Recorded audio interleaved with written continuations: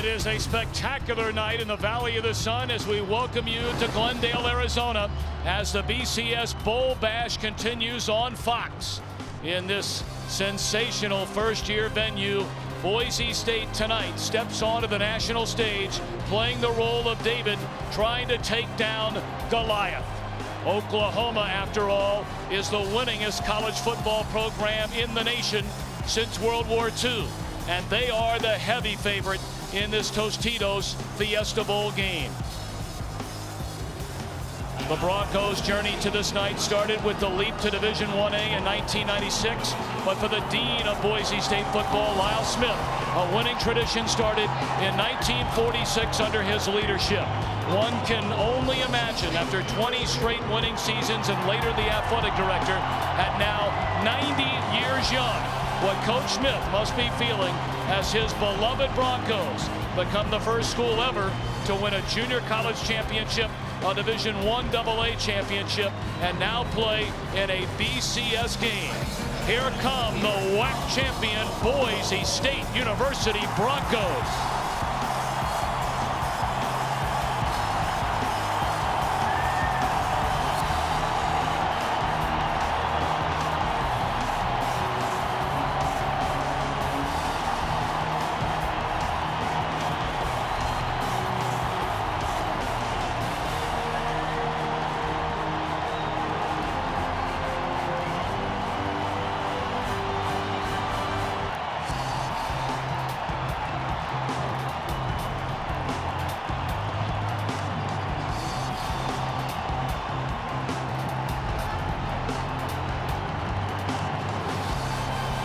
Boise State may be small, but not without talent. The young man to watch tonight, the electrifying sophomore tailback Ian Johnson. He led the nation in scoring and touchdowns. His head coach, Chris Peterson, is standing by with our fourth man in the broadcast booth, Chris Myers. Tom and Coach, your team, America's underdog, the little guy. Do you feel like you're playing for more than just Boise State here? Yeah, we're playing for a lot of things. We're playing for the city of Boise, our university, the state of Idaho. And anybody else out there that thinks they might not have a chance, we're playing for everybody. Undefeated, but you said you hadn't seen anybody as big and as fast as Oklahoma. What's your approach? Yeah, they are. They're an excellent football team. They got great tradition and history. We're just going to play hard. We're going to leave it all out here on the field tonight. Thanks, Coach. Happy New Year. Happy New Year to you, too. Thank you. Tom? Thank you very much, Chris. And while Boise State wears the color blue, Oklahoma is blue, as in the blue blood crown of college football. 7 national championships, 40 conference titles. Wearing the crimson and cream out of the Big 12 Conference, the Oklahoma Sooners.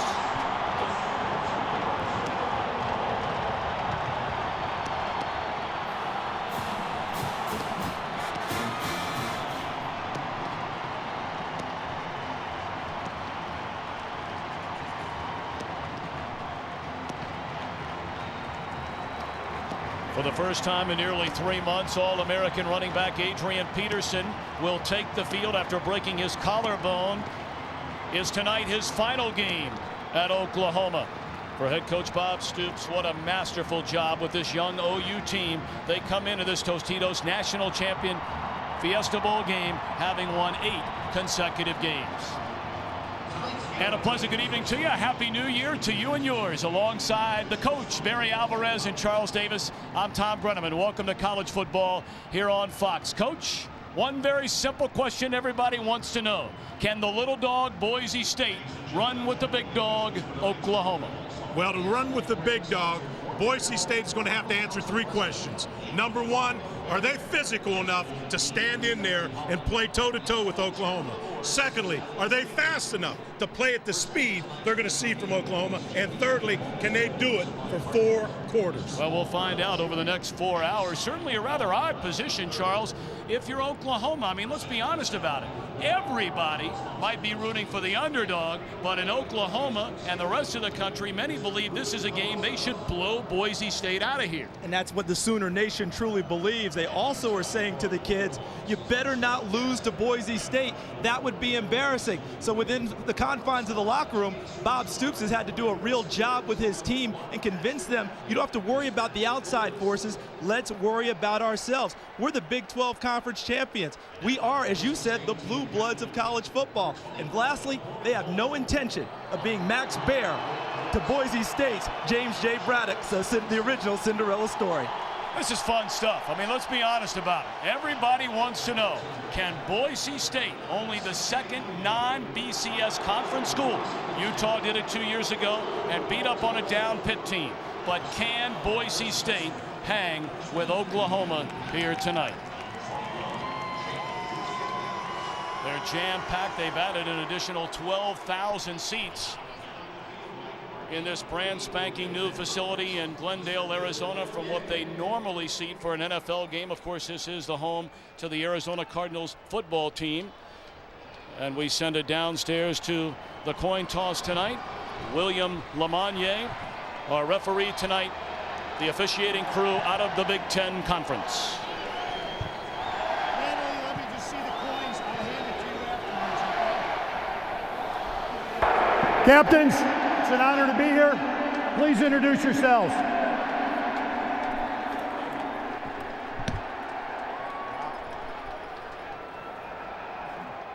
The coin with the Tostitos is heads.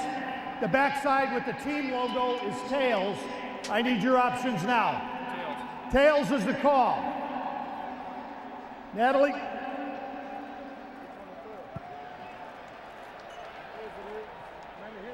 It's come up tails. Boise State, you've won the toss. Boise State's won the toss, deferred to the second half.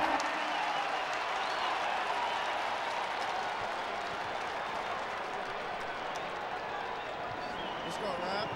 We are ready for college football. The BCS Bash begins shortly here on Fox. Boise State University to take on the Oklahoma Sooners. The kickoff is next. You're watching college football on Fox.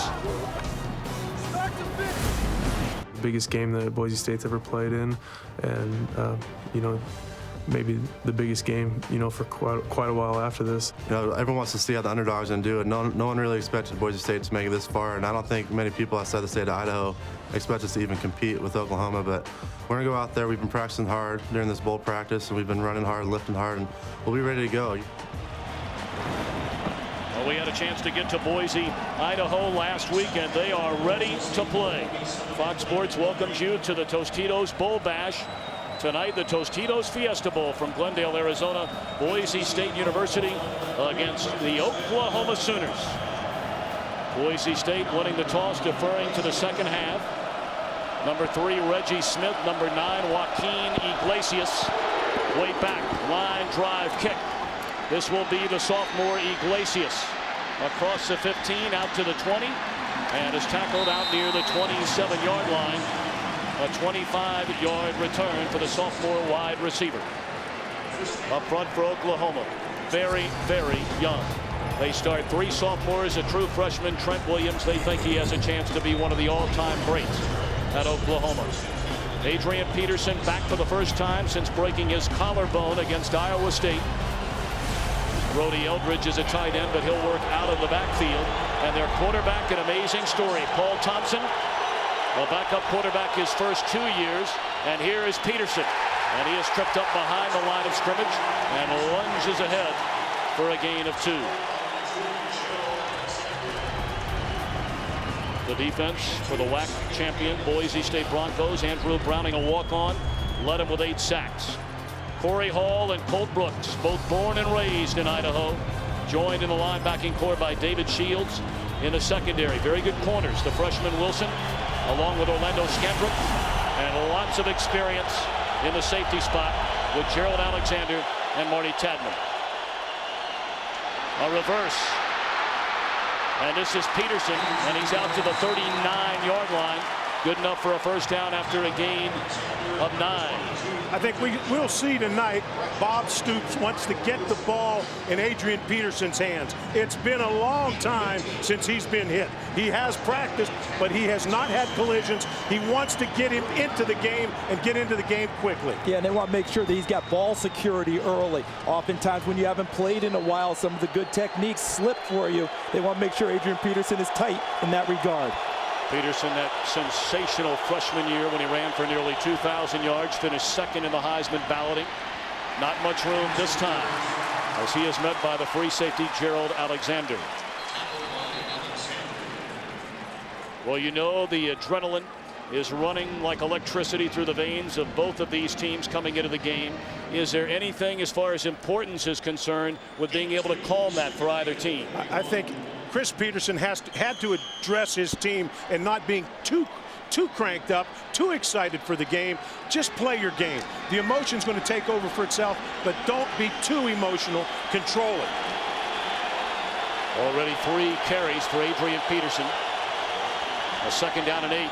Quick throw by Thompson, and it's behind the intended target, Manuel Johnson. That is an incomplete pass. 3rd down and 8 upcoming. Here are tonight's Dodge keys to the game. And Coach, we'll start with you. We'll start with Boise State has to tackle well. They can't let Adrian Peterson into the back end and have the safeties make the plays. They also need to have a 3-2-1 launch. They've got to take their big shots when they can, and we'll touch on Oklahoma's after this play. Paul Thompson looking on the sideline. Still looking over that way. Play clock down to 5.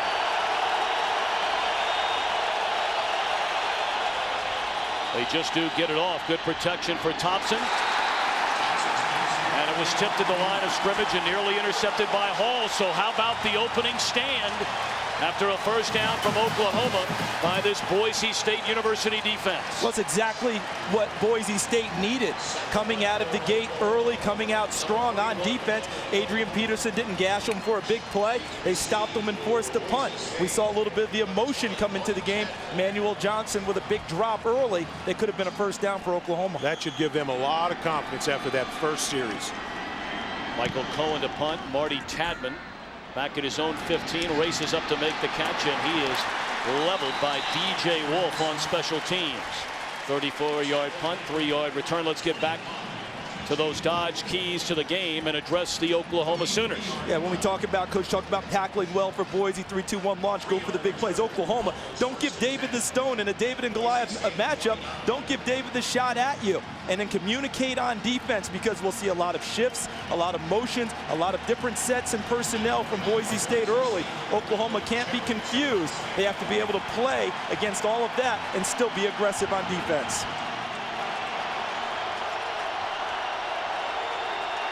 That Oklahoma defensive front jam-packed at the line of scrimmage. Jared Zabransky, a very good runner. And he tucks it underneath his arm and carries out to the 34-yard line. A pickup of 5 by Zabransky, a 3-year starter, a 32-5 record. He is starting his 38th consecutive game. The 32 wins, more than any quarterback in college football the last 3 seasons. You'll see a lot of different personnel groupings, formations, shifts. We need good communication from the Oklahoma side. Boise State is looking for an advantage when they make these shifts. First carry for Ian Johnson, and he's out to the 37-yard line. It'll bring up 3rd down and 2 up front for Boise State. They believe Ryan Clady could be starting at left tackle for just about any school in college football. He is a monster out at left tackle. Ian Johnson ran for better than 1,600 yards. He is a dynamic back, and they have 3 outstanding wide receivers in Jared Rabb, Legadou Nunez, and Dryzen James, who's from right here in Phoenix. And we talked about Zabransky, a great sophomore year, a down junior year, and has had a dynamite senior year. Well, they run right at him on 3rd and short. They do. And they have the 1st down out to the 40-yard line. For those that believe Boise State, oh, they're another school out of the WAC that throws the ball 40 or 50 times a game, don't be fooled. They average more than 2 to 1 run to pass as far as yardage is concerned. That's why I thought that was significant on that play, guys, because Boise State, many people think they're just going to try and trick you and fool you. They like to run at people. That will give them a lot of confidence picking up that 1st down.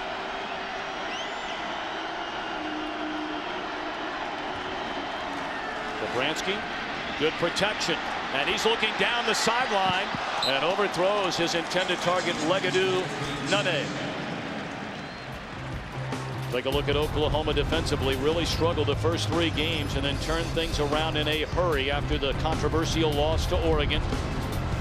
Thibodeau and Burdine, a pair of seniors at defensive end. Rufus Alexander, the Big 12 Conference Defensive Player of the Year. And the primary changes came in the secondary after that loss to Oregon, where they gave up over 500 yards. Some big hitters in that secondary, led by the sophomore Reggie Smith.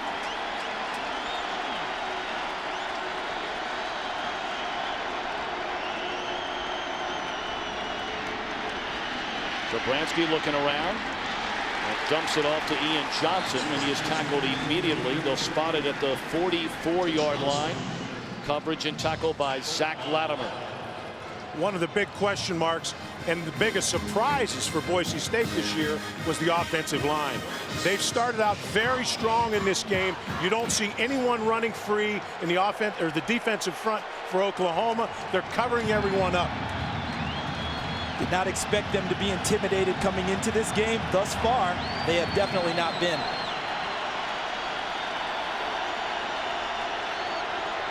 Third down and 5, and here come the Sooners. They pick up the blitz. In, out, back into the hands of the tight end, Derek Schumann. And that is a catch, and it appears to be good enough for a first down. I think he gave him the spot across the 50. Because of the bobble, I thought that he had a first down for sure when the ball first hit his hand. See Schumann right there? But on the bobble, now he's going to move backwards. And there's Nick Harris cleaning things up at the end, but it looks like they've got a good spot and a first down for Boise State. Yeah. And that's what Bob Stoops is arguing about right now. Bob Stoops would like that to be reviewed. Movement How about this everywhere. Shift? Look at this. That's offensive lineman down here at the bottom of the screen. Yeah, we're going to take a look. We're going to review that spot. See, and this is unfortunate for Boise State, not just in reviewing the spot, but they came right back with a trick play and a trick formation. We have a coach's challenge on the previous play on the forward progress spot for the first down.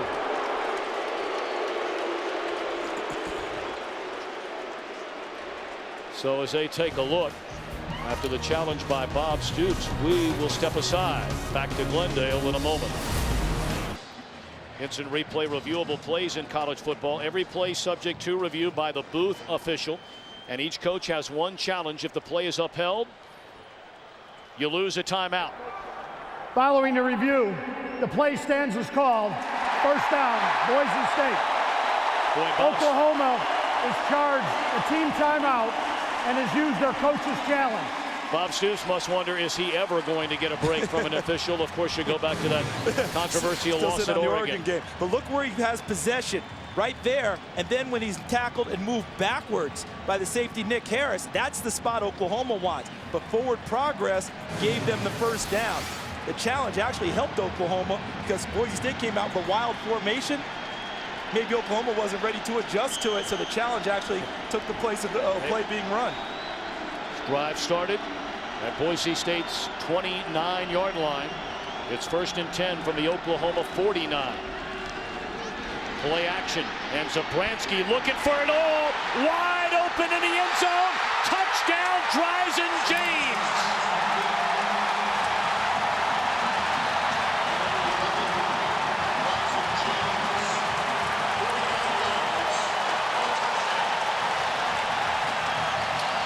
And the first stone fired by David hits Goliath right in the chest.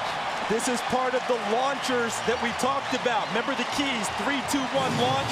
Get your big plays early if you're Boise State. Came out with a play action pass. Dryzen James with a double move. Beats the Oklahoma defense for the initial score of the night. Anthony Montgomery, the senior place kicker, on for the point after. And how about that? We ask the question, can the little dog run with the big dog? Well, right now, the little dog has a 7-0 lead.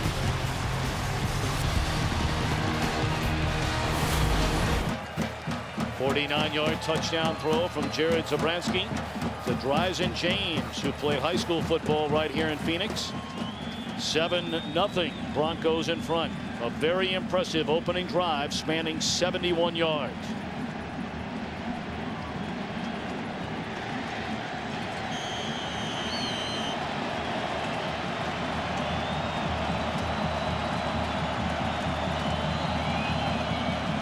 The left-footed kicker Montgomery puts foot on leather, and this will be Iglesias from the 9.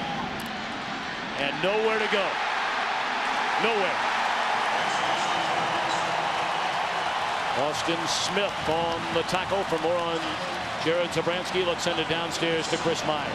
Tom, Jared Zabransky's a changed man, not shy about talking about going to a psychologist back in the spring. He said he had anxiety problems, and the guy helped him, broke him down to deprogram bad plays, negative thoughts, slowly build up positive things that happen. He said he not only noticed a change in his own life and on the field, but he said his teammates around him started responding to him differently, believing in him, and trusting Jared Zabransky. Chris, thank you very much. So Oklahoma begins its second offensive series from its own 11-yard line.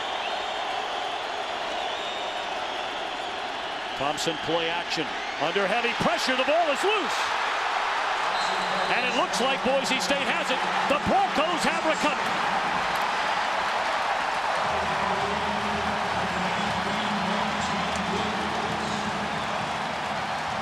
Mike T. Williams stripped it.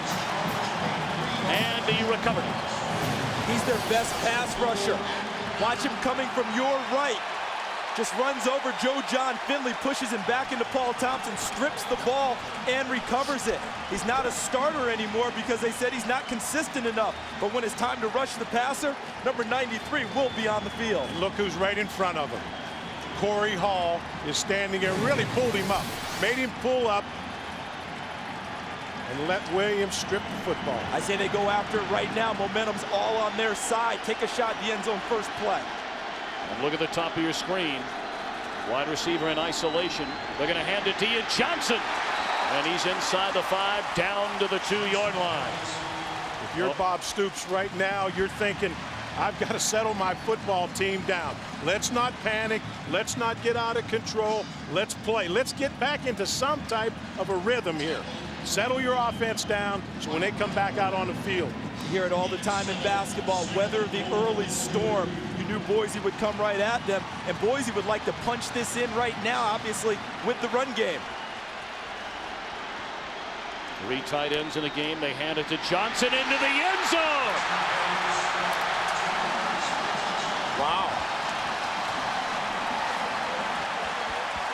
I'm not sure those are the words of Bob Stoops. Now that, I'll tell you what now, they responded to that. I thought we'd see an Oklahoma defense come out there and bow up. I didn't see it. That was pretty easy. What I liked about Boise State on that series was the mindset. Everyone thinks we're the little guy, that we can't run the ball against the bigger guy. We just ran right over you on 2 plays and went to the end zone. Mentally, that's huge for Boise State.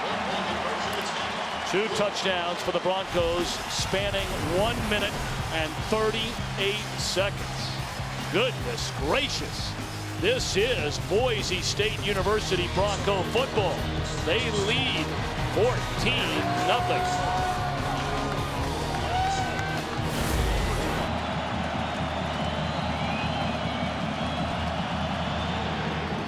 14-0. Boise State in front. That one bouncing into the hands of Smith, and again, great kick off coverage by Boise State. Just a 7-yard return. Iafalo, a walk-on and a special teams captain for Boise State, and certainly that brings a smile to the face of the legendary Lyle Smith. Boy, did we have a wonderful visit with him in Boise, Idaho last week. The man in the blue fedora who put Boise State on the map starting as Boise Junior College when they won the Junior Rose Bowl under his tutelage. They had 20 straight winning seasons under Coach Smith, who later became athletic director. And he is a fit, 90 years young. Here's Adrian Peterson, and he is chopped down after a gain of maybe 2 by David Shields. On On offense, what are the Sooners all about? Well, you know about Adrian Peterson. Only played this season in 6 games and still rushed for nearly 1,000 yards. The quarterback, Paul Thompson, a wide receiver last year and became the quarterback when preseason practice began. And his favorite target, the sophomore sensation Malcolm Kelly, who has 62 receptions to lead the Sooners. Thompson dumps it off to Peterson. He breaks a tackle and then brings it out close to a first down. We'll see depending on the spot. I expect Oklahoma in this series because I think early in the game they were trying to establish a rhythm for Paul Thompson as a thrower, as well as using Adrian Peterson as a decoy. I don't think there'll be much decoy now. He's been off for a while. He'll have the fresh legs, his conditioning. They'll check that as they go along, but he's going to carry it. He's going to catch it out of the backfield. I expect number 28 to touch it often on this drive for Oklahoma. Thompson is a streak thrower, and Heupel told me before the game he wanted to get him into a rhythm. He wanted to get some type of a rhythm early in the game with Thompson. Play action to Peterson, and Thompson looking for a receiver. He'll carry the football, good enough for a first down, all the way out to the 43-yard line. A 16-yard gain for Thompson. It's really an amazing story, becoming the quarterback again on August the 2nd, one day before preseason drills began. He was a starter in the first game at quarterback last year and then was benched. But when Rhett Bomar was thrown off the team the day before practice began, Bob Stoops came to Thompson and said, "Do you want to do it?" It was reported that he took a night to decide. Bob Stoops told us it took him an hour. He talked to his mom and dad and said, "I'm your man." Alan Patrick, as the play is blown dead. Patrick coming into the game for the first time, replacing Peterson. False start, 72 offense, 5-yard penalty, still first down.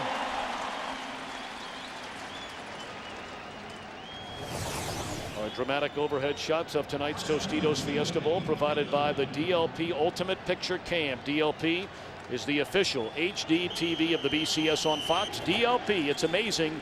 It's the mirrors. Coach, as you mentioned, Josh Heupel, the quarterback coach, wanted to get Paul Thompson into a rhythm early.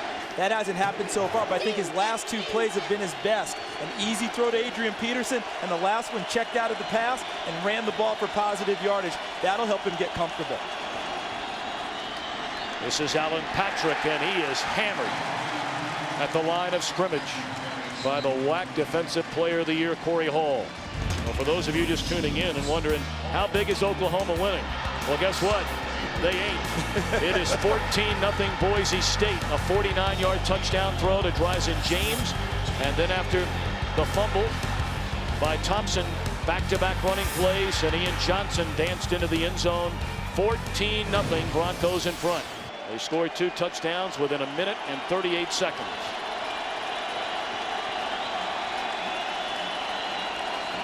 Second and 14. They fake it to Peterson and throw, and the catch is made by Iglesias at the Broncos 48-yard line. He appears to be 2 yards shy of the first down. And as he rolled out, my first thought was hit the short receiver in the route, because I thought that Iglesias would be covered downfield, and he was. Watch the route. They're going to end up putting 2 receivers out this way. Paul Thompson looking, the short guy's wide open. He takes a chance downfield, and Iglesias does make the catch. I got to tell you, Kyle Wilson sat all over that ball.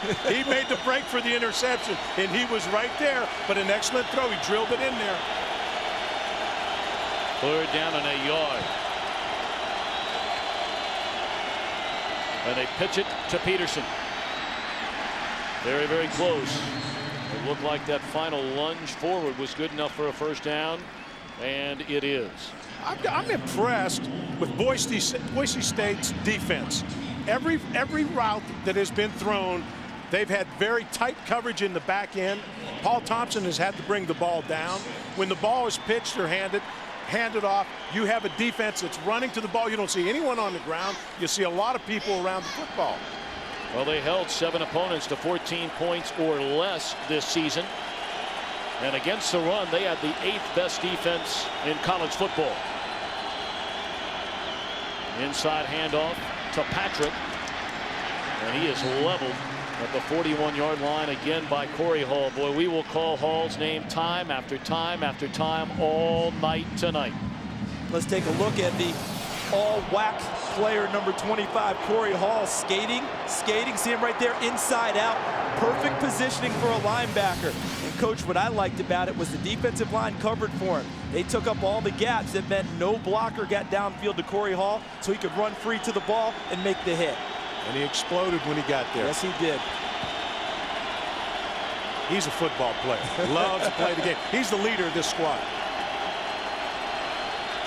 2nd down and 6. Play fake to Patrick.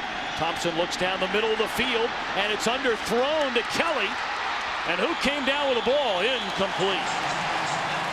Marty Tadman, Orlando Skandrick right there with Kelly. But if that ball is thrown to the near side, this is 6. Exactly. This ball thrown, if it's thrown over here, meaning then Malcolm Kelly could run under the football. You nailed it right from the start, Tom. Underthrown. If he throws it out there, that's 6. That's a lost opportunity for the Sooners. 3rd down and 6. Thompson was in the shotgun formation. Again, now peeking over to the Oklahoma sideline. Thompson's getting his signals from the sideline and making a call according to the defense. Play clock at 1. They just got it off. Thompson caught by Iglesias. 1st down, Oklahoma to the 22. Let's take a look at, you see Thompson over the football, up under center, and then he backs off. If you notice, he's looking to the sideline. They're getting a good look at the Boise State secondary and what alignment they're in. They're signaling the offensive play, and he's audibling it. Yeah, really what they're doing. See Malcolm Kelly looking to the sideline. He's checking his wristband on his pants to get the play call because the booth is really giving the call down to the sideline once they've seen the defense. 3 tight ends. They hand it to Peterson. Steps over a couple of tackles, and he's down to the 15.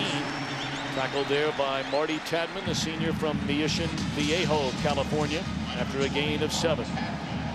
Well, on defense for the Broncos, they are led indeed by their senior linebacker, Corey Hall, the WAC Defensive Player of the Year, a 4-year starter, first team all-WAC 3 straight years. They get pressure up front from the walk-on Andrew Browning, who has 8 sacks. And in the secondary, Tadman, a ball hawker supreme, 10 career interceptions.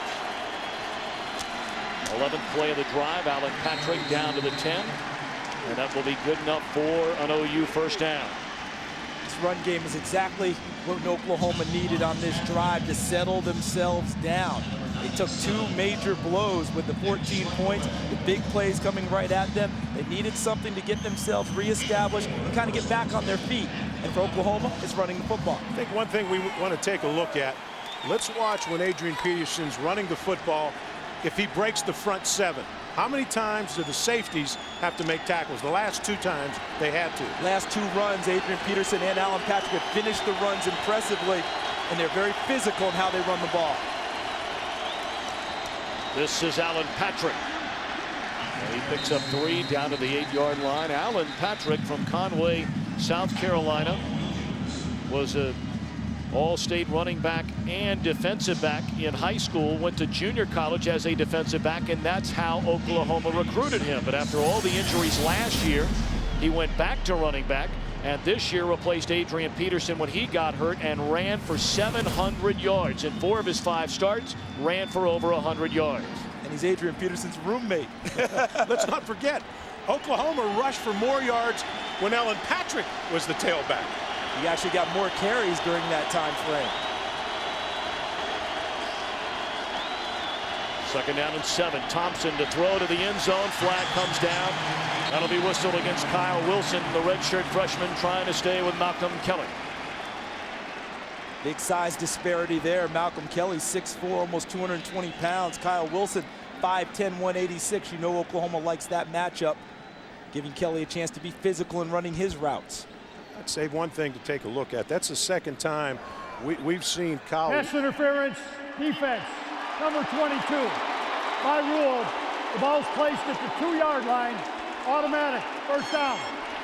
Kyle Wilson has had very tight coverage. Let's look down the road. Let's take a look and watch for some double moves. If he's going to play that tight on the receivers, you have to give him a stop and go. You have to give him an out and up. Give him double moves. Go for the bomb if he's going to try to play you that tight. And Malcolm Kelly wearing the latest in fashion apparel, number 22 in Boise State white. Adrian Peterson in the I formation, trying to get to the end zone for the first time since breaking his collarbone. And Gerald Alexander says, not this time. When you can catch a big back such as an Adrian Peterson before he gets his shoulders square to the line of scrimmage, that's when you have your best chance to tackle him. He never got a chance to turn upfield. See how he's running laterally? Gerald Alexander cleans up on that play. If he gets a chance to turn his shoulders and get downhill, that's when he's difficult to handle. Marty Tapman did a nice job as a safety to get up and bounce it and make it go east and west instead of north and south, Charles. This will be the final play, more than likely, of this opening quarter. Thompson to the end zone. Touchdown, Oklahoma. Manuel Johnson, his third receiving touchdown of the year. And the Sooners on the board.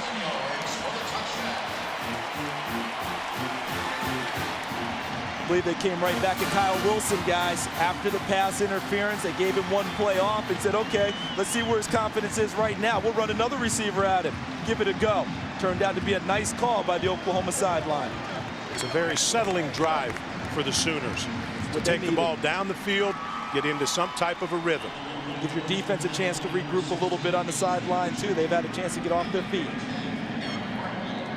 Garrett Hartley on for the point after. And it is good. So the Sooners, after falling behind 14-0, take 13 plays to go 82 yards, capped off by the touchdown pass to Manuel Johnson. 14-7, Boise State.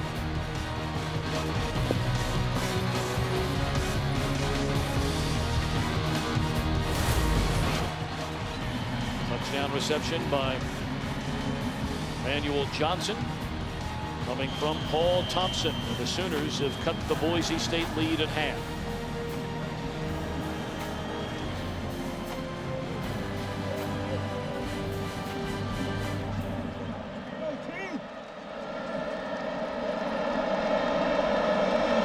Boise State to get the football for the third time in the game. Their first two possessions culminating in touchdowns. This is Rashawn Scott from his own end zone.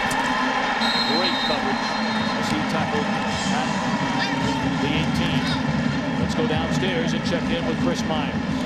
Coach Peterson of Boise State, last words he told his team when they hit the field: being here is not good enough. What will your legacy be? Up 14-0. It was Bob Stoops' turn over here on the Oklahoma bench, calling his team, saying there's a storm out there. We have to control in here what we can.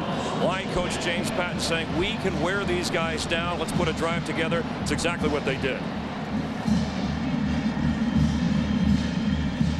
Well, they start the play clock in college football after the ball is placed down and ready for play. So the first quarter has come to an end at the Tostitos Fiesta Bowl. We ask the question, can the little dog run with a big dog? They're at the quarter pole, and it's 14-7 Boise State. We're back after a word from your local Fox station.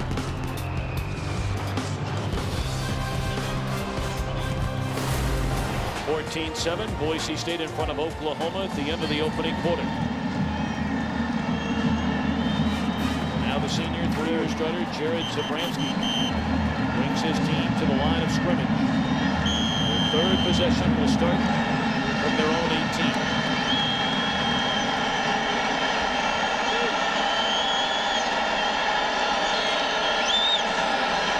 Running in motion, and they set up the screen.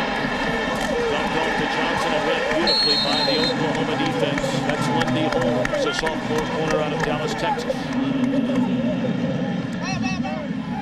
Holmes, a wide receiver last season, and then in the spring football at Oklahoma, moved to defensive back. I think this is a really important series for Oklahoma defensively. They had a chance to rest and relax, watch the offense go to work. And if I'm Boise State, I continue to use my shifts and my motions to try and make them less aggressive. From Oklahoma, now's the time to get aggressive and attack Boise State. Got to look at Brent Venables, the associate head coach and defensive coordinator for the Sooners. Here comes a blitz. They pick it up. Zabransky fires to Nunning to the 35. And he's out to the 36. They'll move the chains. But we wondered early on, Coach Alvarez, could Boise State handle what has become very much a blitzing Oklahoma defense? So far, so good. Again, look at the protection, the excellent job that the offensive line and Johnson does picking up a blitzer, giving Zabransky time to deliver. That's an Oklahoma defense that ever since the Oregon State or the Oregon game has come on and played super. Sooners with 9 sacks in the last 3 games and a big hole for Ian Johnson. And the sophomore out of San Dimas, California, who rushed for better than 1,600 yards this season, has a gain of 16. Boy, he is some kind of player, and what a great kid. Look at the gap. See the zone blocking, pushing everyone to the left. Now he's got the gap straight upfield, and with his vision, able to step outside and get even more yardage. Like the way the line blocked down to the left, opened the hole to the right for Ian Johnson. Power play. Brad Lau, the fullback, kicking out the outside linebacker.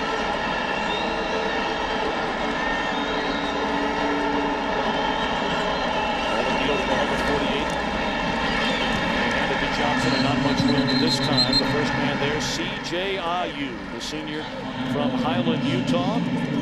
His uncle, Junior Ayu, back in 1972, playing for Arizona State in the very first Fiesta Bowl, was the defensive MVP of that game. And his dad played in the Fiesta Bowl also with BYU, a reserve running back. So the Ayus love to come to Phoenix. They got a few of those Fiesta Bowl. They played in Fiesta Bowl, the Tostitos Fiesta Bowl.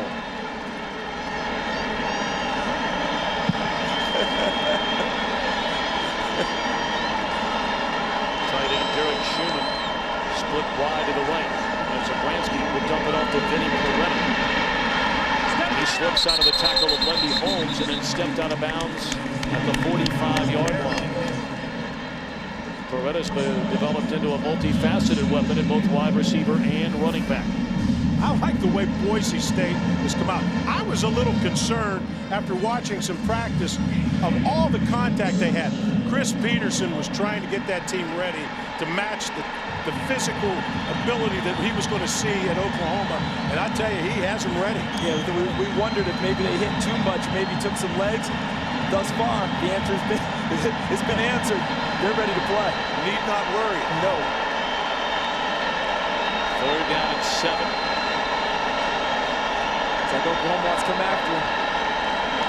Zabransky fires high through the hands of Marcus Walker, the junior Oklahoma quarterback. Jumped just a little bit too soon and couldn't stay in the air. Marcus Walker, number 24, saw the pass and it continued to sail. If he had timed his jump a little bit better, that was an easy pick for Oklahoma. It's a big series for the Oklahoma defense. They gave up a couple first downs, but getting settled. You know, I like Boise State still staying aggressive with their motions and their shifts and still running the offense that they came here to run. But Oklahoma seems to be settling in a little bit now. Kyle Stringer on the punt. Angling toward the sideline, and that's where Reggie Smith will signal for the fair catch, and Oklahoma will get it at the 15-yard line after a 30-yard punt. 14-7, Boise State at the Tostitos Fiesta Bowl. We're back in a moment. Sometimes, just like in baseball, outfielder Marcus Walker saying, I couldn't see it in the lights, the glare of the lights. That's how he missed the interception on 3rd down that led to the punt.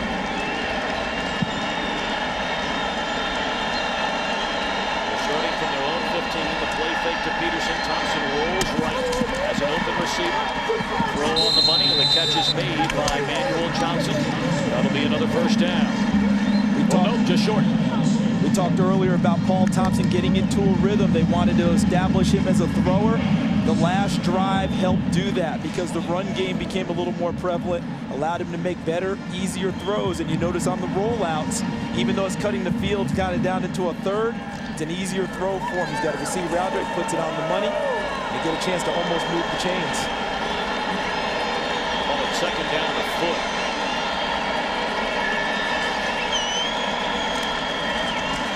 And Thompson to throw. Good enough for a first down. Up to the 34-yard line. Catch made by Dane Zaslow. He's only touched the ball 6 times all year. Let's take a look at that last possession. Set, 2 runs, and a touchdown by Thompson. And one run we didn't see in there was a run by Paul Thompson, darting up in the pocket, gaining about 13 yards, helped open things up. That was an 82-yard drive, 13 plays, took 7 minutes off the clock. That shows you the confidence on that staff, or the confidence that that staff can exude and give this team composure to answer a 14-point deficit. They had to add a little bit of time to the game clock. That's what Bill Lamont was talking about. There you see the numbers on Thompson, who threw for the 5th most touchdowns in a season in OU football history. Of course, for many years, all they did was run the wishbone. Peterson carries across the 40 to the 41-yard line. Really, the rushing numbers a bit on the misleading side. You talked about the 13-yard run by Paul Thompson. Thus far, Peterson is averaging less than 3 yards per carry. Patrick, 4 carries, 12 yards. One good thing I am seeing from Oklahoma, I don't know if you're seeing the same thing or not, Coach, is they're starting to finish these runs off. Because now I'm seeing them become a little more physical downfield when they get to the 2nd and 3rd level, and they're starting to really initiate the contact with the tackle. I tell you what I'm seeing. I'm seeing some seams in the offensive line. The offensive line creating some holes. Play action again to the far side. The catch is made by rarely used wide receiver Quentin Cheney. And the first down to the Broncos' 48-yard line, a gain of 11. You know, when you look at things from Boise State's perspective, they want to stay aggressive offensively, but Oklahoma's now answered after the early storm that was generated by Boise State's offense, defense, and special teams in covering. Boise State's got to stay with it now, because Oklahoma's coming back at them. They've got to stay with it. Boise's doing a nice job. They're giving nothing big, making them earn everything they get. Part of their defensive game plan. To throw down the middle of the field and overthrows. A flag comes in. That was an uncatchable ball, and then contact made by the cornerback Orlando Scandrick on Quentin Cheney. So many times you see a defensive back panic with the ball in the air. He was in great shape. It's not a well-thrown football. He panicked and went after the receiver.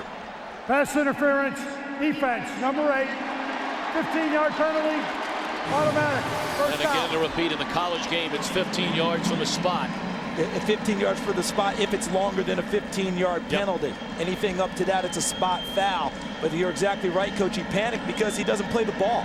He played the receiver. He ran to where Quentin Cheney was instead of going to where the football was. He might have had a chance to go after the ball. And Quentin Cheney he's caught 2 balls all year. One pass coming into this game. He just caught his second a moment ago, and they were looking for him to go into the end zone. Hey, Quentin Cheney's just saying, hey, I'm part of the game plan now. Put me in, Coach. I'm ready to play.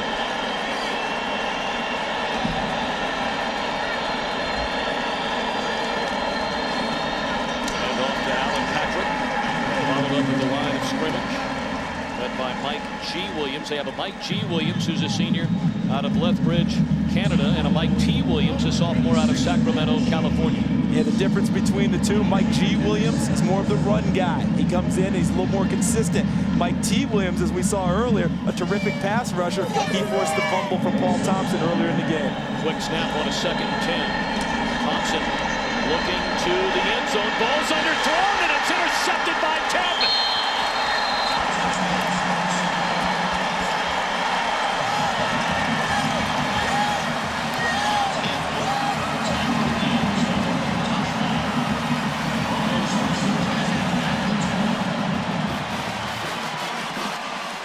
The 2nd turnover of the game by Oklahoma. Again, the open receiver Iglesias underthrown. Tadman went and got it.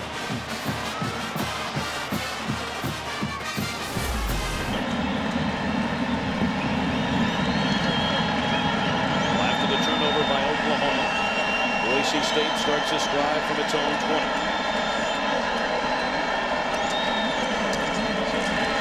Johnson looking for room to run, and nothing there. A gain of 1. Earlier this year, Oklahoma played against Nebraska in the Big 12 championship game. And what they saw from Nebraska is similar to what we're seeing tonight from Boise State. A lot of motions, a lot of shifts, different formations, personnel. But when you talk with the Oklahoma coaches, they said the Nebraska guys got away from that as the game went on. I expect Boise State to continue to do that throughout the ball game, wanting to try and find a little bit of an edge and keep Oklahoma from being as aggressive as they normally are on defense. That's part of their package, and they won't go away from it.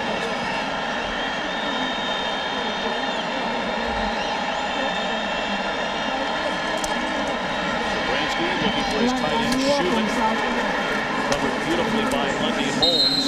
And it's out to the 23-yard line, so 3rd and long upcoming for Boise State. We'll go on 3rd and 7. As we started this game, one of the keys to the game that we brought out was don't give him the stone. Right. Oklahoma can't turn the football over. They've given the ball back twice today. Justin Wilcox, the defensive coordinator from Boise State, told us we have a mantra. If we get 2 turnovers, we're in the ball game. If we get 3, we win it. They've got 2 already tonight.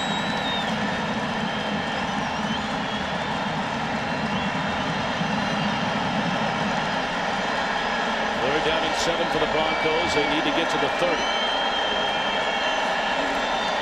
Blitz coming. Zabransky dancing around, fires, and was the catch made by James? No. And James can argue.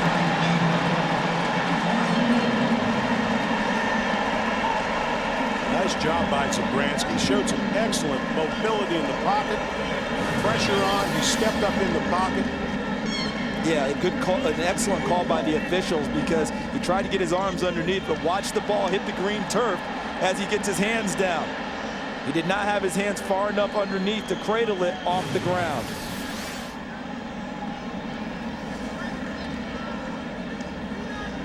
Well, Boise State taking its time to get into punt formation so their coaches upstairs can have a look. Interesting to me so far, the biggest plays Boise State has had in the pass game have come against Oklahoma's blitzes.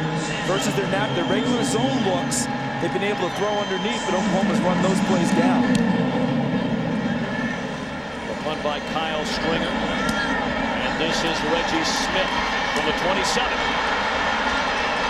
Smith cuts it back to the inside and close to midfield. He's tackled in the 49-yard line. Spectacular athlete Reggie Smith is. That's a 13-yard return. Oklahoma in business.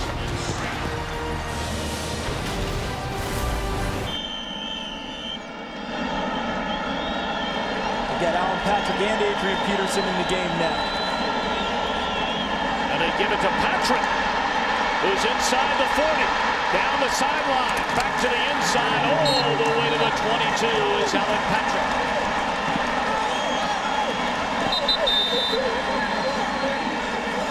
At the top of the game, we talked about having erasers, erase mistakes because of tackling. Watch Alan Patrick, a huge hole, but then he makes the first guy miss. Right there. That was number 22, Kyle Wilson. And look who is downfield helping assist with the blocking. Number 28, Adrian Peterson. With Peterson in motion, faking the reverse play, Mike T. Williams had to sit outside, creating that scene. 30-yard run by Patrick, who goes to the sideline in favor of Adrian Peterson. Really pretty quiet thus far for Peterson. 9 carries for less than 30 yards. See, I think here what's happening with Oklahoma is with Boise State is they're swarming Peterson in the run game, which you would expect because when he's on the field, he'll attract all the attention. But I think these are the runs that will pay dividends later on because I think they're really close in this run game to popping Adrian Peterson. I'm starting to see the line move a little bit more as we continue to go in this game.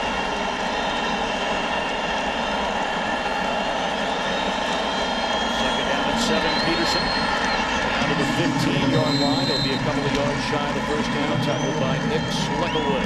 That's the thing that I see, Charles. I see offense. I see some seams. I see Peterson just a hair away from high stepping through some trash, getting into the secondary.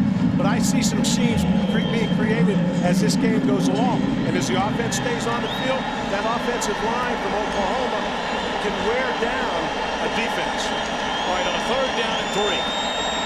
You've gotten in trouble in the passing game or you're running on 3rd down. Well, you got 2 choices here. You put him on the edge and throw it, or you tell him you have 2 runs at 3 yards. 4 down territory, 2 runs. Well, they pitch it to Patrick, and they're going to have to make a decision because he appears to be a yard shy of the 1st down. All right, you going or you kicking? I'm going right now if I'm Oklahoma. It's only a 7-point game. Last couple times we've had a little trouble, one time throwing an interception. I'm going. I think it was 4 down territory to begin with. Now, he picked up a half yard. It's 4th and 2. If it's 4th and 1, I think you go ahead and go for the 4th and go for it on 4th and 1. Is that a full 2?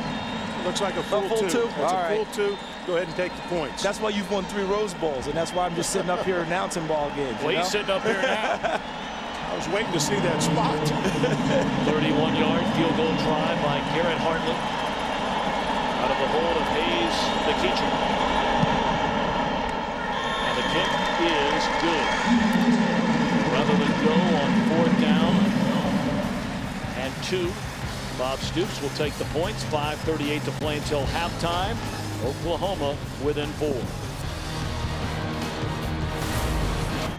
We got a ton of guys that walk-on type guys, guys that didn't really get any offers anywhere else, and I think that's kind of what our program's all about. Football's not all about size and strength. It's about heart and desire and being able to get things done. And I mean, Boise State's always been able to recognize that, hey, just because you don't look like a football player doesn't mean you're not a great football player. Certainly the Oklahoma Sooners finding that out through nearly a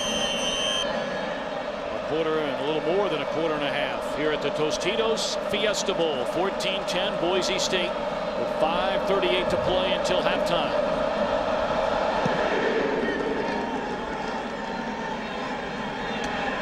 Quentin Jones a couple of yards into his own end zone, and he is buried at the 15-yard line by Curtis Lofton. Let's check in once again with Chris Myers. On the Boise State sideline, Tom, and underdogs of a feather must flock together. You remember the Cinderella story in the NCAA basketball tournament. George Mason going to their Final Four against the mighty powerhouse schools. They took out an ad in the Idaho newspaper this week congratulating Boise State on the unbeaten season and wishing them good luck in this game on this big stage, showing their support. Coach Peterson said later in the year, if we have it in our budget, we'll return the favor, but just don't tell us when it's midnight. Well, by playing in this game, Chris, their budget has changed dramatically. After they split up all the money with their conference and the other non-BCS conference schools, that one nearly intercepted. Oh, goodness, Nick Harris had an eye on the end zone and apparently not an eye on the football. What a hybrid guy. Coach, I mean, when you talk about a hybrid, a linebacker, strong safety type, and I know the Oklahoma staff told you this week that this guy would be a factor. He's starting to figure it out. He's a guy that they can use on the blitz. He can be in coverage. He can play linebacker. You like him on the field. This is a big series for both sides of the football. But Boise State wants to reestablish some kind of offense. Oklahoma's trying to get field position. And get the ball back before halftime. That's right, field position and the ball.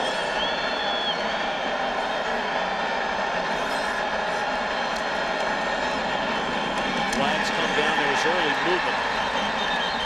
Nowhere to go for Ian Johnson.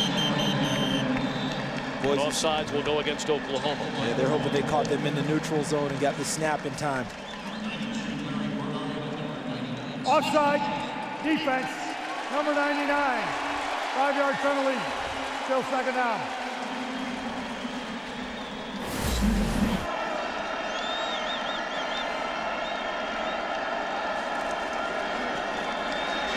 Zabransky just throws it away. He took a look. He was ready to turn that ball loose. And Nick Harris is under the throw. He took the throw away from him, had to bring it back. Coach, they always talk about how many are in the box and count that up, right? Take a look what Oklahoma has right here. Right? All those guys in the box, they've got 8 in the box versus 3 deep coverage. You know, when you're counting that, now they've got all the holes covered, and Jared Zabransky's got to step up and go if he decides he's going to run it. A big 3rd down for Zabransky and the Broncos.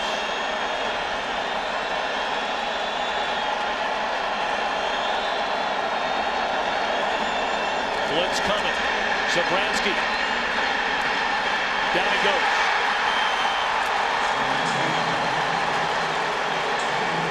Big 12 Defensive Player of the Year, Rufus Alexander, a loss of 6. Early pressure by Lewis Baker. Watch coming from the right side of your screen, number 16. There's Baker. He misses. Then he steps up. Then he's missed a second time by number 92, Larry Burdine, before the Big 12 Defensive Player of the Year and All-American linebacker Rufus Alexander wraps him up. That's team speed on defense. People keeping their feet, staying after the ball. Zabransky doing a good job of moving around, but he just couldn't get away from that speed. I think he's got to learn to move and go. Take off and sting him downfield. If the longer he stays in the pocket, the more guys get after him. Stringer punts from the goal line and a booming kick all the way back to the 35-yard line. What a great punt that was. 51 yards from the senior out of Humboldt, Texas. Our dramatic overhead shots of tonight's Tostitos Fiesta Bowl provided by the DLP Ultimate Picture Cam. DLP is the official HD TV of the BCS on Fox. DLP, it's amazing. It's the mirrors. That last series, the last blitz, something sticks in my mind about Oklahoma's defense. When they think they've got the advantage, they tend to come after you. That's what Brent Venables did, and it worked quite well for the OU Sooners. Quentin Chaney in at wide receiver again. Thompson flushed out of the pocket, and a flag comes down behind the line of scrimmage. Thompson chased out of bounds at the 40, but this one more than likely coming back. Let's send it downstairs to Chris Myers. Okay. Do you want to come back and finish it with Gangers out on defense?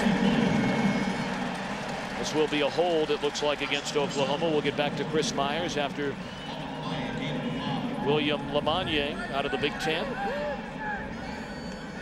gives us all the particulars. Holding, 50 on the offense, 10 yards. Previous spot, still first down. Now let's go downstairs to Chris Myers. Yeah, Tom, Malcolm Kelly, top receiver for the Sooners, has not played in the last 2 series. Previous to that, he was hit hard, shaken up, had his helmet off. They thought maybe he suffered from a concussion. He shook it off, said, "I'm okay," but they said, "You're not going back into the game for right now." So that's why we're seeing so much of Quentin Chaney. Chris, thank you very much.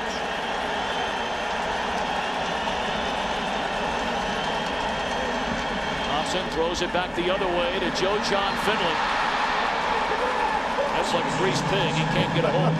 Screen play. Where you get sprint action away, a tight end screen, which was set up.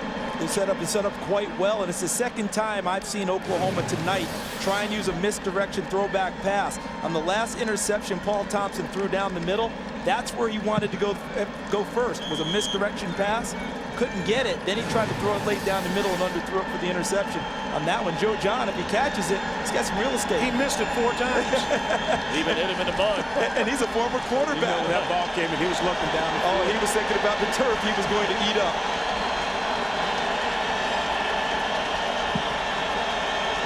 Second down and 20. Blitz coming. Oklahoma picks it up. Throw and catch by Johnson. He gets back to the original line of scrimmage out of the 35-yard line. So 3rd and 10 upcoming for the Sooners. Clock under 3 minutes. Oklahoma has 2 timeouts remaining. The Broncos have all 3 of their timeouts. A little surprised they're not taking one here? I'm really not. The reason why, they've got the lead right now. They want to try and milk this clock down. They'd love to go into the half exactly where they are and not so much thinking about being aggressive on offense here, but make sure they hold them on defense at this point. I'll tell you what, when they get the ball back with any kind of field position, they're not going to sit on it. No, not at all. But right now, they're saying, okay, if they've got the ball, let's just make sure we hold them. Let's not play for it any other way. And now a timeout is called by the Sooners. So Oklahoma has 1 timeout left. 3rd and 10 upcoming. We're back.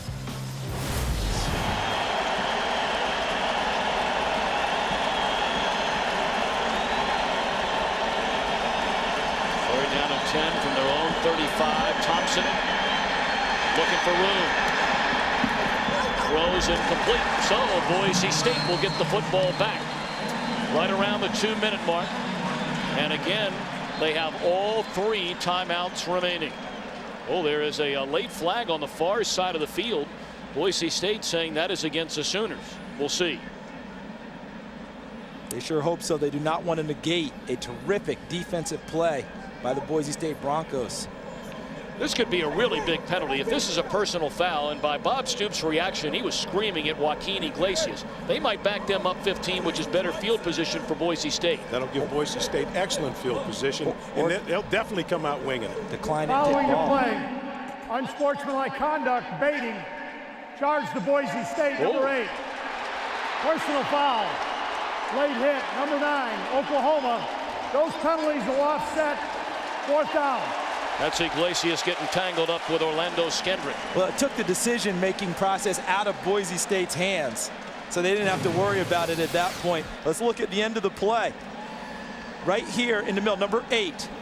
There's Orlando Skendrick woofing at Iglesias, and then number 9, Iglesias actually headbutts him back. He's fortunate that all he got was a personal foul penalty in that situation. I mean, when he initiated that kind of contact, he's lucky that he's still on the field.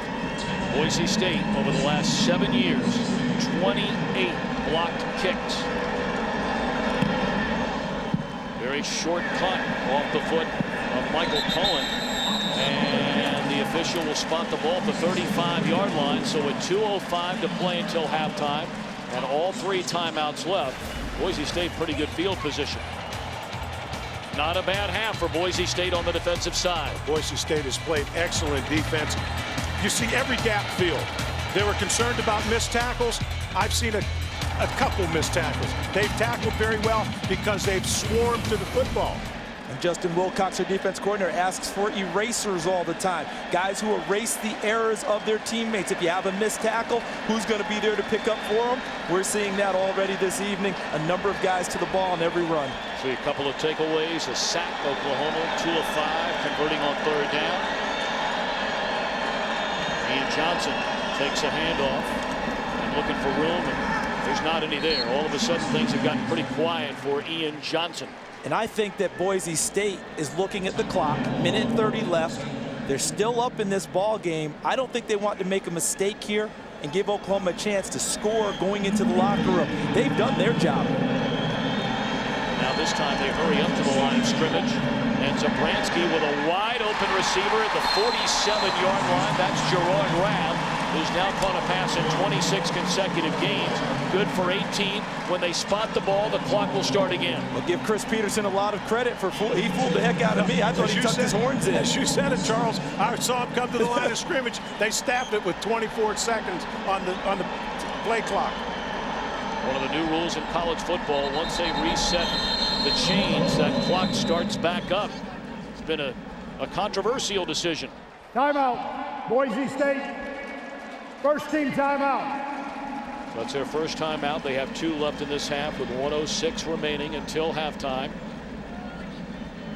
We talk about recruiting and where do they find players to come play football. At one of the great winning programs in the country, Boise State. 43 of them from California, 20 of them in state, and no other state in the country more than 5. In fact, they go north of the border to get 4. You know, it's a great job of evaluating, and it's not 5-star recruits that they're getting.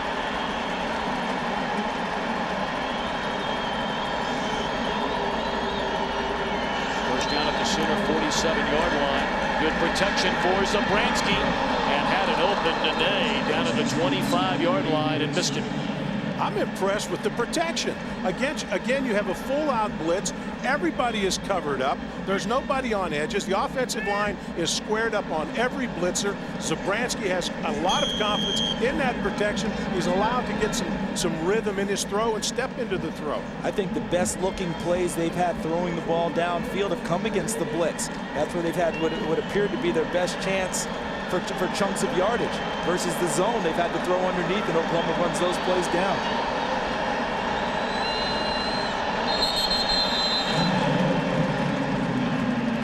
Ball start, 66, offense.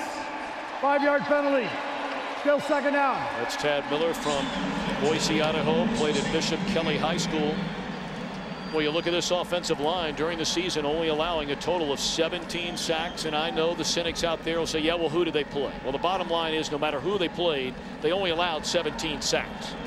Yeah, I don't care if you're doing that against air in practice, you know, and you're just playing two-hand tag on the quarterback. That's impressive.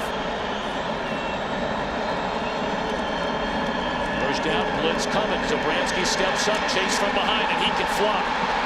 Out across the 40 and down to the 36-yard line. It looks like he has enough for a first down. Zabransky runs about a 4.5 40. He can fly.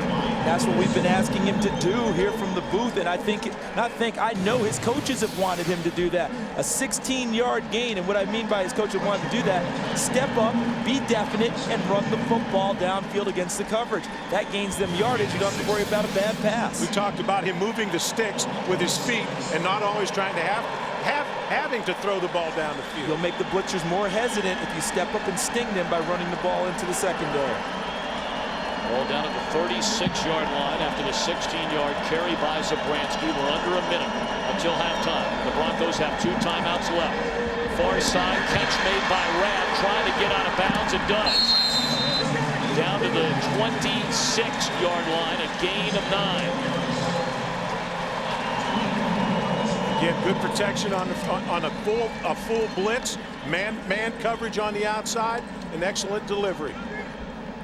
He's not having to worry at all against the blitz. He's able to actually step into his throws. Normally on the blitz, against a blitz, you're not able to get everything on a throw. You have to move around. He's stepping up and firing. Got the ball out of bounds. You have 1 timeout, 47 seconds. 2 timeouts. Two timeouts. Okay, 2 timeouts. Remember, first downs give you mini timeouts because they have to set the chains. They just made a mistake here. Institution, offense, 5-yard penalty. This is still second down. This is one thing that could happen with all the substituting and all the personnel groupings. 12 people in the huddle when they broke the huddle. It's a penalty. You got to know your personnel groupings in the game, who's in, who's out. Teams work on it all the time, but in a game like this, sometimes you get emotional. They've got a good drive going. They want to score before the half. Someone probably got a little overzealous and cost them 5 yards. Now they back him up to the 31-yard line. You get a look at Anthony Montgomery, who's hit on 13 of 14 this year. His long this season is 40 yards. Zabransky steps away from trouble, throws to the far side, and James cuts it back to the inside. Now to the corner of the end zone. Touchdown! Holy mackerel!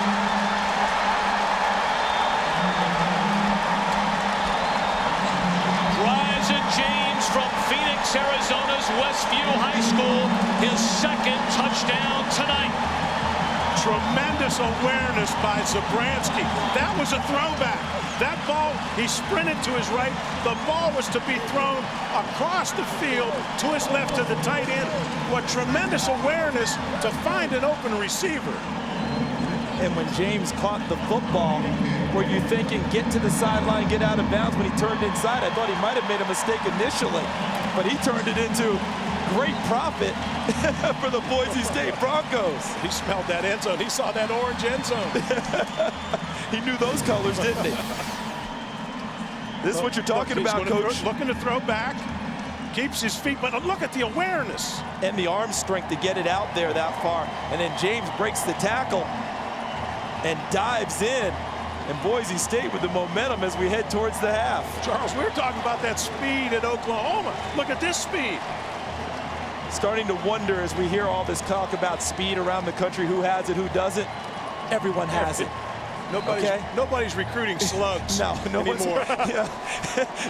Those guys don't make it. The other thing is, I'm wondering about the evaluation of this so-called 5-star talent or not 5-star talent. Boise State may be blue collar, but they are blue collar with talent, and I think that gets overlooked sometimes, and we don't give them enough credit for being skillful football players. I'll tell you what their coaches do. They develop. Their programs that recruit 5 stars, everyone knows who they are, but you have programs that recruit players. They talk about walk-ons, great attitude, and you develop them. So 33 seconds left in the opening half. A huge touchdown for the Broncos. This is Iglesias, and he's out to the 29-yard line. Boise State starting that last drive at its own 35. And needed 1 minute and 32 seconds to get into the end zone. Look at him going for the pylon. He knows where it is, and he knows the ball breaks the plane, keeps his body in bounds. and get 6 for Boise State. I'm interested to see what Oklahoma decides to do here with 12 seconds. Run the ball inside, get the heck out of here. And Boise State, watch how they leave the field at the end of this half. They're going to hand it off, and that will be the final play of the opening half. Watch Boise State take off out of here. Just about set to begin the second half at the Tostitos Fiesta Bowl. Surprise, surprise, Boise State. A 21-10 lead over Oklahoma. Tom Brenneman alongside the coach Barry Alvarez and Charles Davis. And Coach, we begin with you at halftime. If you're Bob Stoops, what are you saying in your locker room? Well, you're saying we haven't played our best football, and there's a lot of ball to be played yet. So let's just stick with our game plan. But we've got to play better. We've got to play better, but let's not panic. Charles, on the Boise State side. Yeah, I think you have to be very clinical in the locker room. You've shown that you can play with Oklahoma, and they believed that before they came into the game, and stay aggressive in your offensive play calling. That's what got you the 21-10 lead. Boise State will get the football to begin the second half.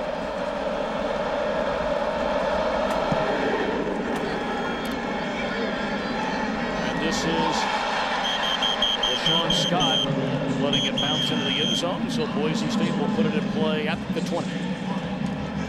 Let's check in downstairs once again with Chris Myers. Well, I just talked to Bob Stoops, and he was concerned about Malcolm Kelly. Said he had his bell rung early. He hopes to get back into the game at some point. Said they have to run the ball with more authority. On the other sideline, the Boise State team said that they expect the Sooners to pound away, but Coach Peterson said they'll continue to throw even with the lead they have. Tom? Chris, thank you very much. For that final drive in the opening half, Boise State needing only a minute and 32 seconds to get into the end zone to open up this 11-point spread. Ian Johnson nowhere to go, a loss of 2.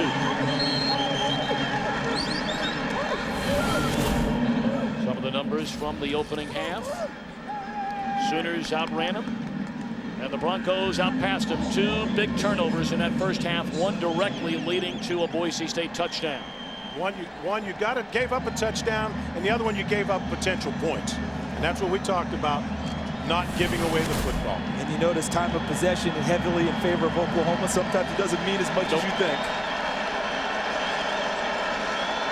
Called a loss of 3 on first down on the carry by Johnson. So now Dobransky back to throw. And again steps up. Fires, catch made on the far side. And that's the tight end Derek Schumann. He's out across the 25 to the 27. 3rd down and 4 upcoming. The offensive leaders for Boise State. A very impressive opening half by the quarterback, Jared Zabransky. Wasn't in a lot of trouble, but the few times he was in trouble, he stepped away from it and made some big throws. I'm impressed with his awareness. I'm impressed with his feet and his mobility in the pocket. He's shown a lot of composure. Most people remember nationally the game against Georgia when he had 6 turnovers in 2005. He's nothing like that quarterback was that day. 3rd down and 4. Receiver was covered on that quick slant, and now Zabransky just has to run out of bounds. So 3 and out on the opening drive of the second half for the Broncos. Couldn't be a better series for the Oklahoma team as a whole. Yes, the defense went out and did its job, but that's going to give a lift to the whole bench, because you have to know that at halftime there was some discussion about, hold it a second, these guys are as good as they thought they were. How are we going to handle that? That was a good opening series for OU. That paint may be peeling a little in that locker room. I have a sense. Peeling. There's a whole wall or two that needs to be repainted after the halftime for OU. Well, at least Bob Stoops didn't damage a cane like Barry Alvarez did at halftime of the Rose Bowl about a decade ago. Another booming punt by Kyle Stringer. And Smith evades 1 tackle and brings it out to the 32-yard line. A 47-yard punt. Stringer's done a nice job in the punting game for the Broncos. Oklahoma gets the ball in a moment. Here's a Nissan strategy shift for the Oklahoma Sooners. A couple of turnovers. One deep in their own territory, which led to an Ian Johnson touchdown. Then with Oklahoma on the move, the poor throw by Johnson, interception by Tadman. Coach Alvarez, what needs to change strategy shift time for the Sooners. Well, we talked about eliminating turnovers. They have to establish a running game. They're close. There are some seams and limit the Broncos' passing game. And I think you'll see much less blitzing because the blitz was not effective. Not very effective in the opening half was Adrian Peterson. 11 carries, only 35 yards for the All-American out of Palestine, Texas. This is his first game. Again, a reminder, since October the 14th. He broke his collarbone in the Iowa State game at the end of a 53-yard touchdown run. And they've got them both in the game now. He's got him in the game with Alan Patrick. Earlier we saw him come around and fake reverse, and here he comes in motion now. Read beautifully by Orlando Scandrick along with Mike T. Williams. See, that was the counter to what we saw earlier in the game. They ran fake reverse to Adrian Peterson, gave it inside to Alan Patrick. This time they show the same motion. This time Peterson gets the ball. Watch the play by Orlando Scandrick, number 8, the corner. He read the play, got inside of Quentin Chaney, number 84, so he couldn't block him, and made the tackle. See, they're reading it from the booth. Checking the coverage. Now the call's coming down to change things or go with the play that's being called from the sidelines with Josh Heupel, the quarterback's coach. That play clock is down to 3. They just do get it off. Thompson being chased by Browning. Just throws it up in the air to Chaney, and it's intercepted by Gerald Alexander. He's across the 35 to the 40. And nearly to midfield, the third Oklahoma turnover. A poor decision by Paul Thompson, throwing across his body, across the field, nothing on the ball. That's like a jump ball. Across his body, across the field, and deep down the middle. You talk about the triangle of errors. Paul Thompson made them. And this is so uncharacteristic of him because he's been so error-free all year long. Boise State has the advantage. Well, so far, the upstart Boise State University Broncos like their time in the desert. They force their third turnover, and now with 11 minutes to play here in the third quarter, Boise State with the football and a 21-10 lead.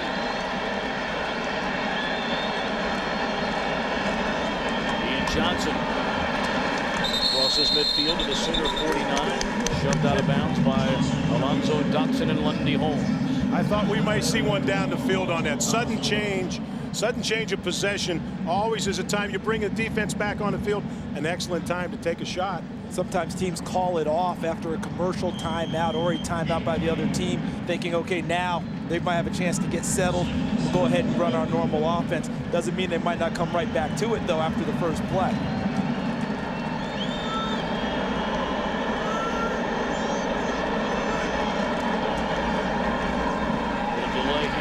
Johnson. And nowhere to run.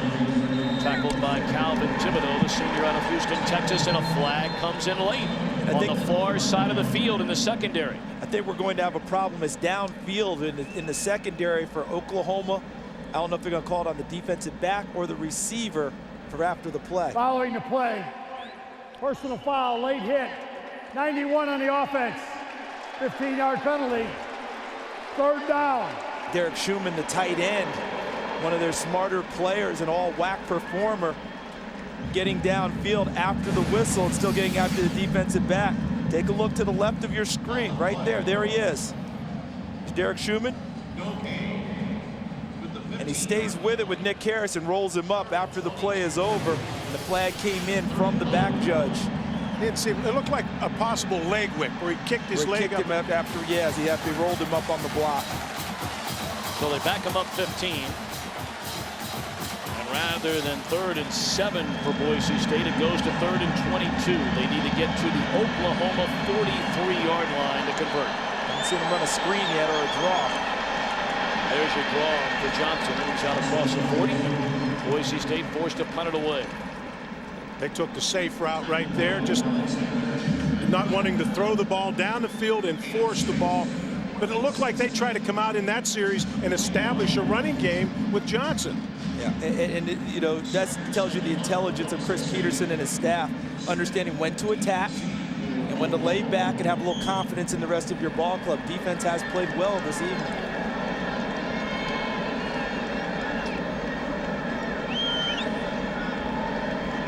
Stringer, a high snap.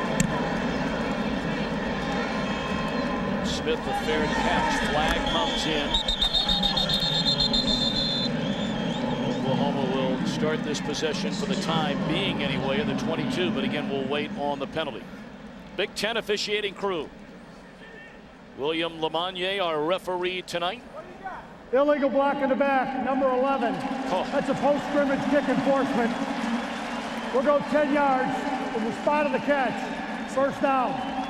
Bobby Jack Wright, co-D coordinator, talking to Lendy Holmes. Here are tonight's Taco Bell impact players of the game. Jared Zabransky has only missed on 6 of his passes thus far, as a pair of touchdowns. Paul Thompson, 1 fumble and 2 interceptions. In a sense, what we're looking at there is positive impact versus negative impact. That's not to criticize Paul Thompson, but he has not been as careful with the football as he has been all year long, which is what made him, what many thought, the MVP of the Big 12 this year. Well, as the Sooners begin this drive at their own 12, Alan Patrick is coming in, and he gets a yard, maybe 2. You know, we talked to Bob Stoops at length 3 days ago and said Adrian Peterson's back, but it's been a long time since he's played, almost 3 months. If for whatever reason he is not having a good game, will you sit him down and get the ball more to Patrick, who's played here down the stretch since Peterson got hurt? He said, we're here to win the game. He's going to play who's hot. Neither one of them have had much to look at.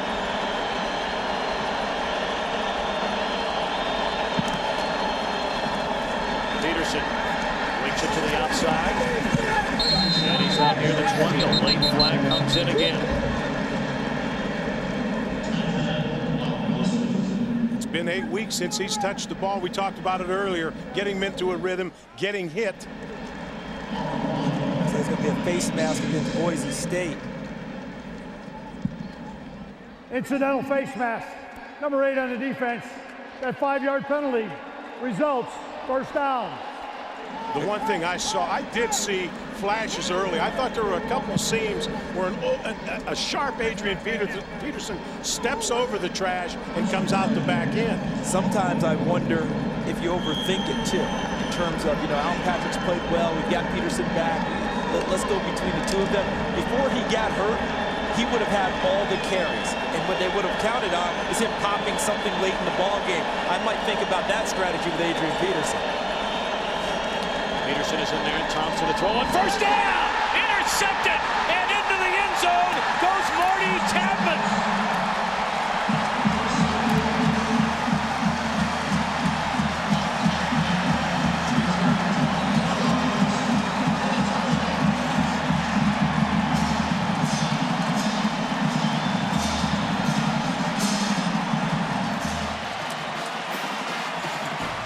Tadman, his second interception tonight. 12 in his career. That's his second touchdown this season. Wow, that was an underneath flat coverage. I mean, it looked like the outcut wasn't there. Looked like 3 deep coverage with a strong safety underneath, and Marty Tadman, he got to the flat, and the ball, he appeared to be the receiver. I mean, he was the guy in the area, makes a perfect break and carries it home. We better get, well, the ball looked like the ball may have been tipped. Looked like the ball may have been tipped there.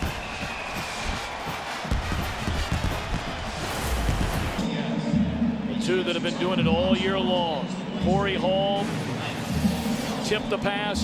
Tadman went and got it.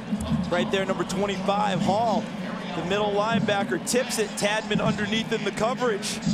Kind of replaced the blitzing Colt Brooks, number 31. Boise State.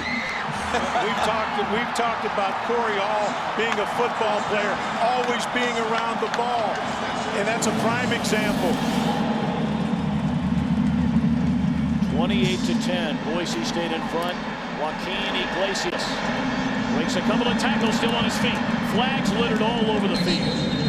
At the 10, at the 20, at the 35.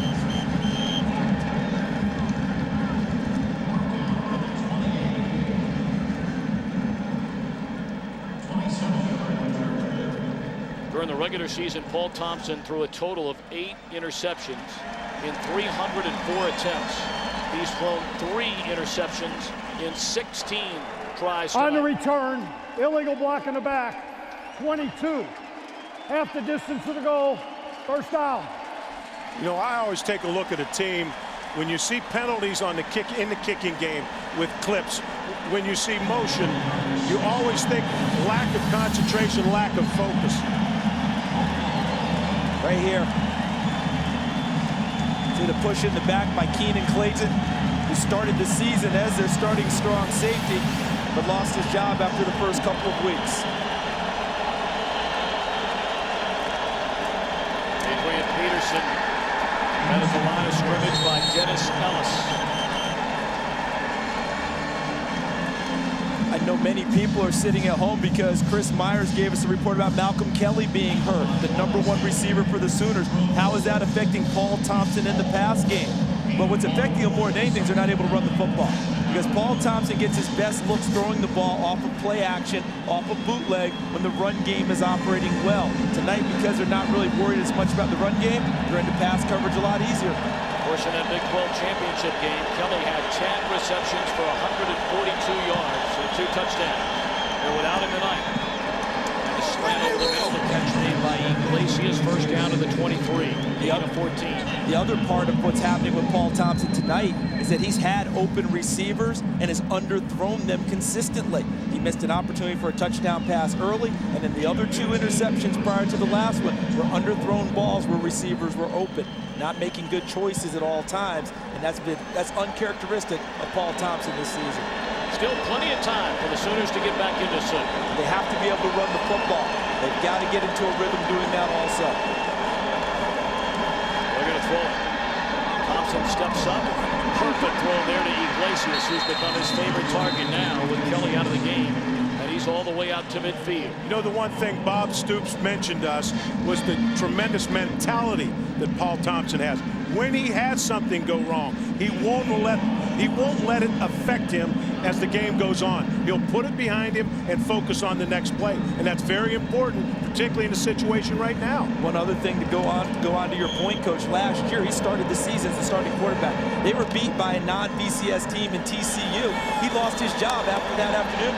Tonight, he can't lose his job. They don't have another option at quarterback behind him.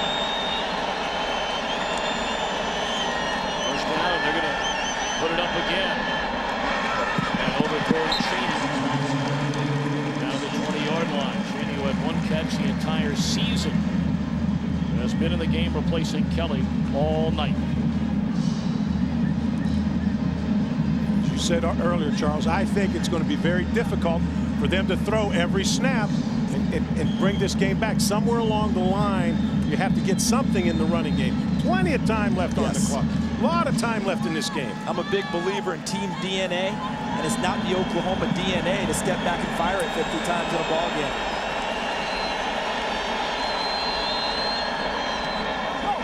Emmanuel Johnson, and a great open field tackle by the redshirt freshman Kyle Wilson from Piscataway, New Jersey. Led that high school to 3 consecutive state championships. He was the MVP of the New Jersey State Championship game as a junior and a senior.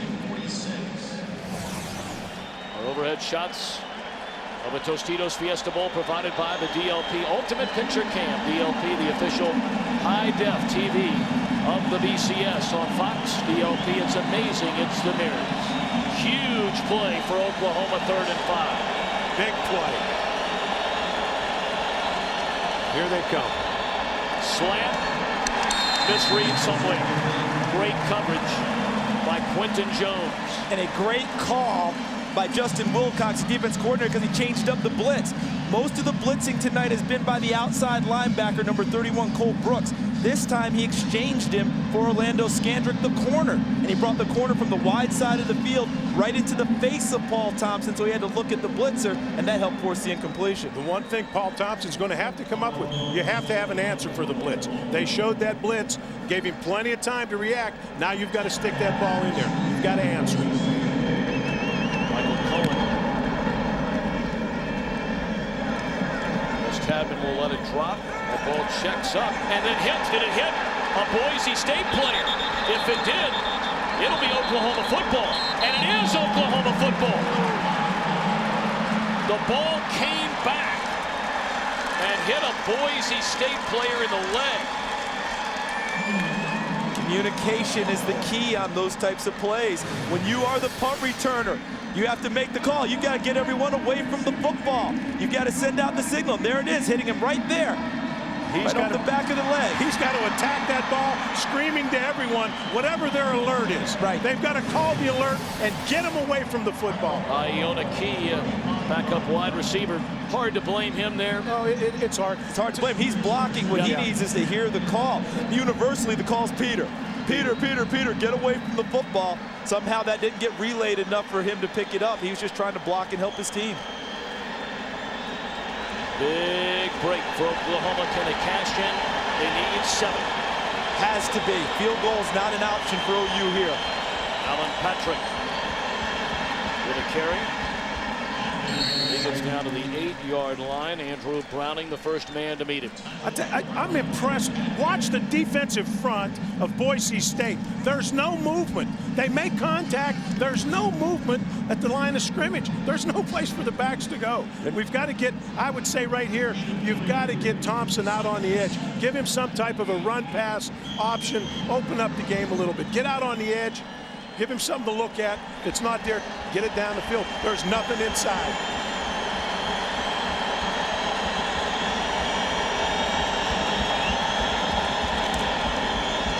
Second and 7.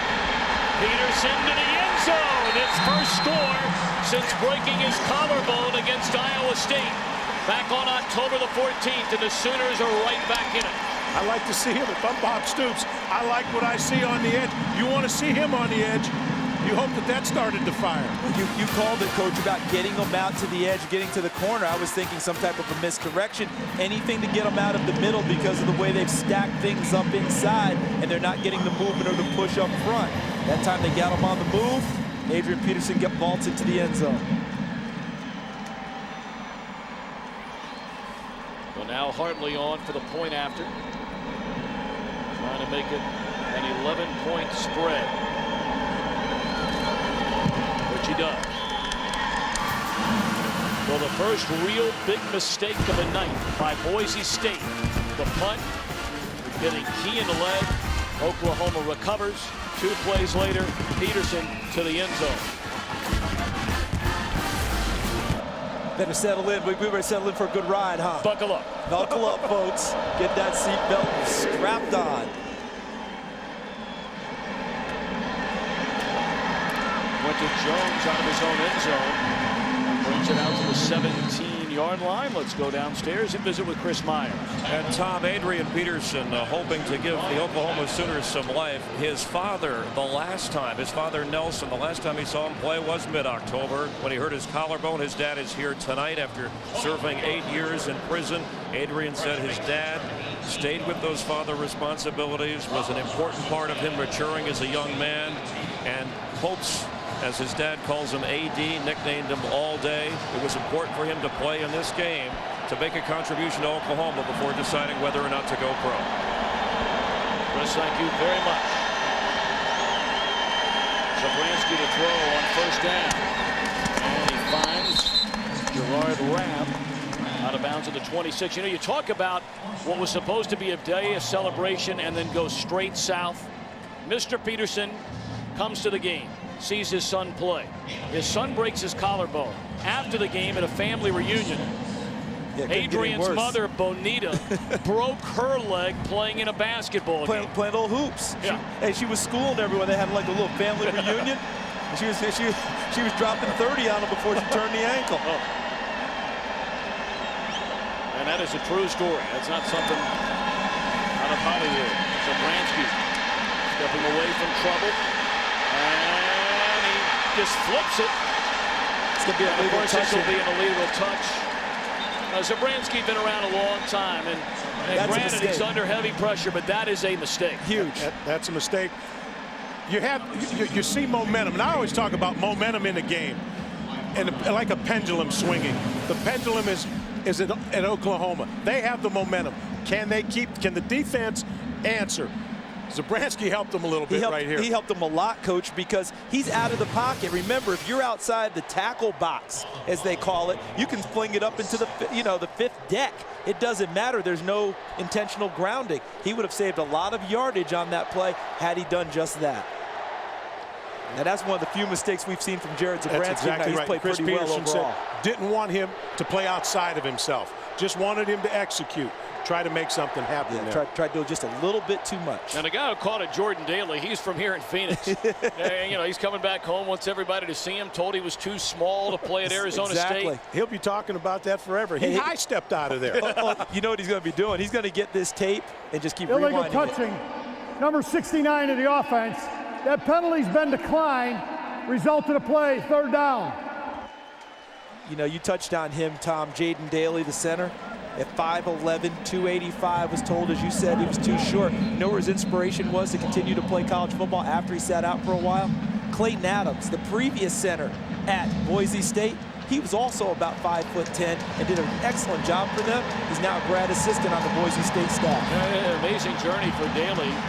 Got out of high school, went to work as a bank teller, and then got talked into playing college football at Phoenix College. Boise State came after him, and here he is in a Tostitos Fiesta Bowl on his home turf.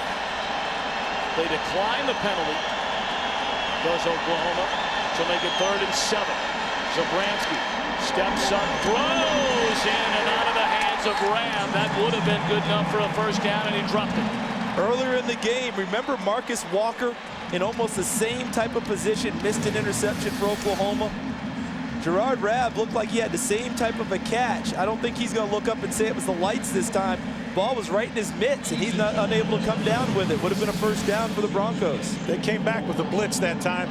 Nick Harris, the strong safety, came after him.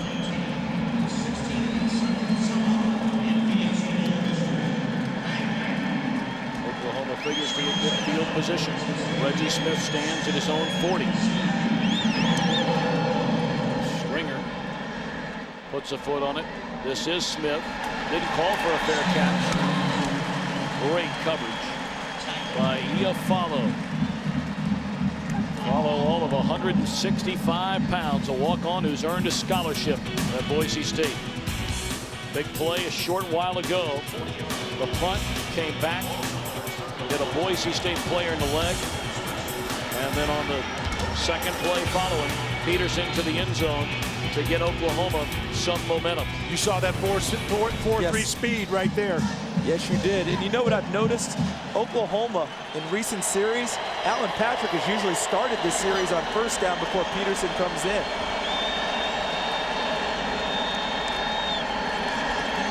Thompson lays it off for Peterson.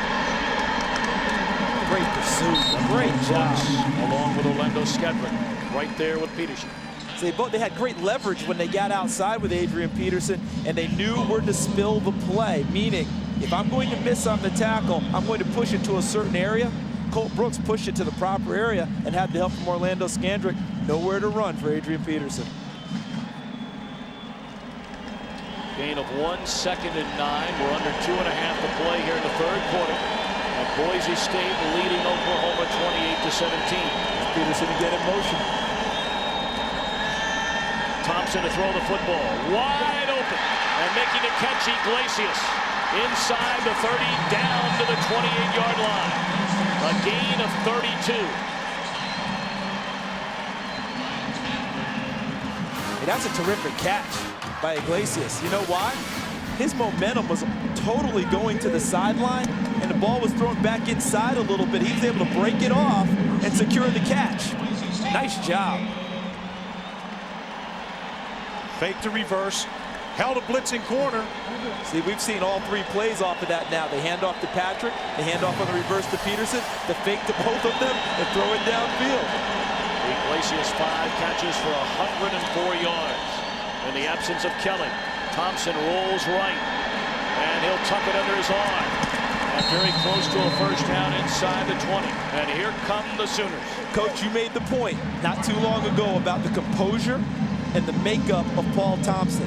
I believe we're seeing that now, considering he's thrown 3 interceptions tonight and has not played his normal game, but he seems to have shaken it off. Well, he's got a little rhythm right now. They've got a little something going with this series. He was outside of containment. He has a lot of options. He has an option to take a look downfield. He has 3 receivers who are covered, but he's out of containment. Now he can do it with his feet. Move the sticks with your feet.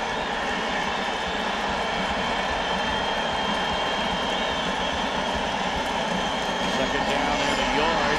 Into the open field is Alan Patrick, and he has a first down inside the 10, all the way down to the 7.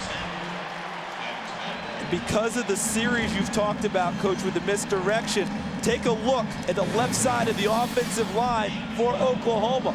Watch what they're going to get done, clearing the path here for Alan Patrick. Look at that, Duke Robinson, 72, Chris Messner, 79. Both of them all Big 12 performers, pushing down inside and creating the gap for the tailback. Been a good night for Patrick. Only 10 carries with 58 yards. Pretty productive, isn't he? He'll get it on the play fake, and he's close to the 5. Corey Hall and David Shields converge on the stop. Again, you can see two defenders sitting there, shoulder square. There's no extra yardage after contact. That's good fundamental defense. If you turn your shoulders, that back splits it, and he's going to get extra yardage. But you saw the legs churning, but there's no place to go. The old shoulder to shoulder sometimes works, doesn't it? It does. Shoulder square. First-year head coach Chris Peterson, certainly a look of concern. We're under a minute in the 3rd quarter. Oklahoma trailed this game 28-10, and now trying to get it into single digits. Jump ball, and nearly a miraculous catch by Quentin Chaney. Good coverage by Skandrick, but Chaney's alone. Well, I thought they had him on the run. They're going outside. They got things loosened up inside because of their play selection. The fake reverse, the quarterback on the edge, the stretch play. Then Oklahoma hits one up the middle. We come back. I think they thought they had a mismatch. I think they did. I was a little bit surprised. I thought they'd run the ball on that play with Peterson, considering the fact that Chaney comes into tonight with 1 catch on the season.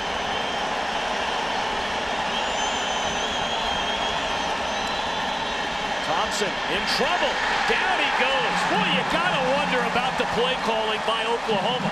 It's almost as though, and Coach Charles, you fill in the blank here, it's almost as though they're abandoning the running game against Boise State. They lost confidence in the running game, but they had a little momentum running the ball. I'm surprised that they went away from it. I said that on the last down when they threw the fade. Yeah, you go back to that call, because now that puts them in 3rd and long situation. So they have to throw the ball again, and Boise State got them with the blitz.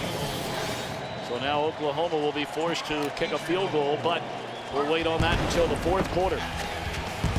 Into the 3rd. Boise State 28, Oklahoma 17. The Tostitos Bowl Bash on Fox continues after these messages from your local Fox station. So after the sack of Thompson a moment ago, we make our way to the 4th quarter. This will be a 28-yard field goal try by Garrett Hartley, who's already hit from 31 yards out tonight. He's only missed once all year. In the back of your mind, you wonder if Bob Stoops thinks about faking one with his reputation. We'll take the points. Right down the can off the foot of Hartley. The largest Tostitos Fiesta Bowl deficit ever overcome, 14 points. Twice it's happened.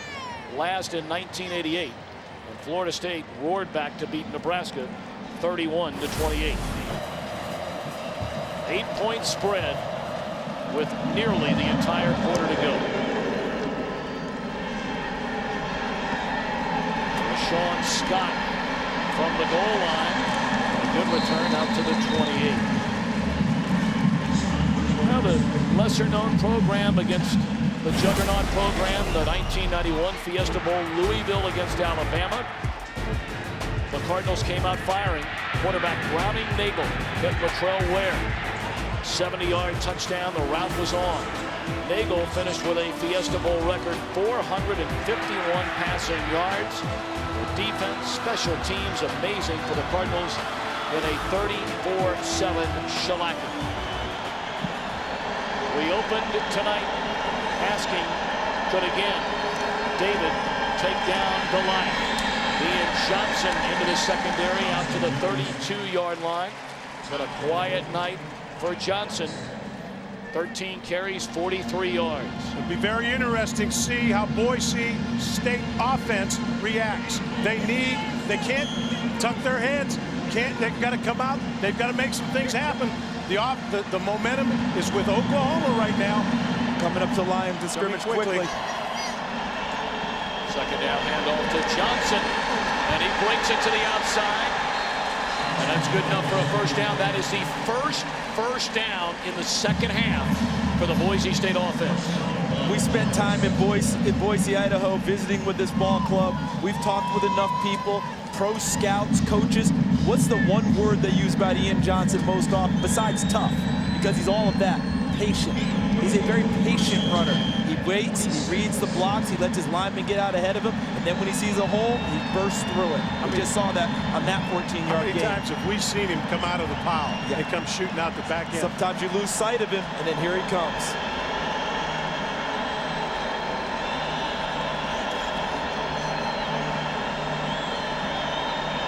Timeout going to be called by Zabransky. Well, to finish that story about Ian Johnson being tough, broke his ribs, punctured his lung, stayed in the game, spent 5 nights in a hospital in San Jose.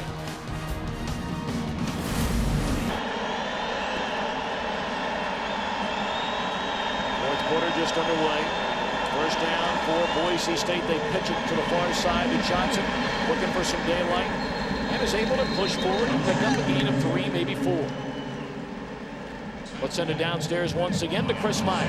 Well, Todd, you guys were talking about the toughness and patience of Ian Johnson. He's been teased, the story well documented. His mom recommending he crochet, knit caps as a way to relax, which he has done. He says his toughness, you know, his father's a firefighter, and he thinks people that think he got his toughness there, but he said, my mom's a social worker, and if you watch what she does, I get my toughness from her. That's a very difficult job. They hustle to the line of scrimmage, and the throw is too high for Vinny Perretta. And it's a lateral. I believe that's a lateral, so they will lose yardage on this play because I saw the linesman immediately stand there and thrust his arm out, you know, away from his body towards the end zone.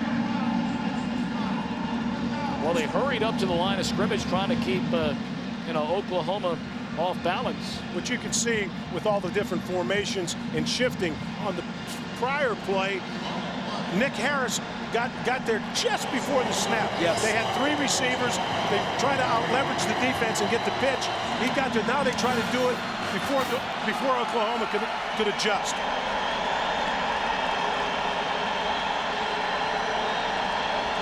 Loss of 4, 3rd and 13. Zabransky steps up and he can run. But he is hammered to the turf by Rufus Alexander. Oh, that's impressive. Open field tackle. That's like a form tackle. It's an absolutely perfect tackle, but it brings to mind the scouting report on Jared Zabransky. He's one of the 3 fastest players on the Boise State team, but he never makes people miss. Straight from the coaching staff, rarely makes people miss. Well, it's hard to make Rufus Alexander miss anyway. That's why he's the Big 12 Defensive Player of the Year. I was going to say, if there's one cat you want to make miss, it's Rufus Alexander. That was like a heat-seeking missile. And not many people allow him to miss, that's for sure. Springer puts a foot on it. And Smith calls for a fair catch all the way back to the board. Coach Alvarez is gritting his teeth together. Never step back behind the 10-yard line, ever. Let him have it. Time for our board-game summary. Boise State jumped in front 14-0. 49-yard touchdown to Dryzen James after an Oklahoma turnover. Ian Johnson a touchdown. And after building an 18-point lead, a special teams break for Oklahoma, capped off by an Adrian Peterson touchdown. They've added a field goal since to chop 10 points off what was an 18-point advantage. You have to think the Boise State defense has been on the field a lot in the second half. Can Oklahoma continue to try and wear them down and have those 3-yard runs become bigger? Oh my, Dennis Ellis, say hello to Adrian Peterson. Not gonna wear down anyone like that. Great job by Dennis Ellis, defeating the block by George Duke Robinson. So you want to be a football player? Are you sure? Check this out. Wow, that's how it's supposed to be done. Defeat the offensive line. It'll look tired and worn out to me. Coach, that was a training film tackle right there. Loss of 1, 2nd and 11.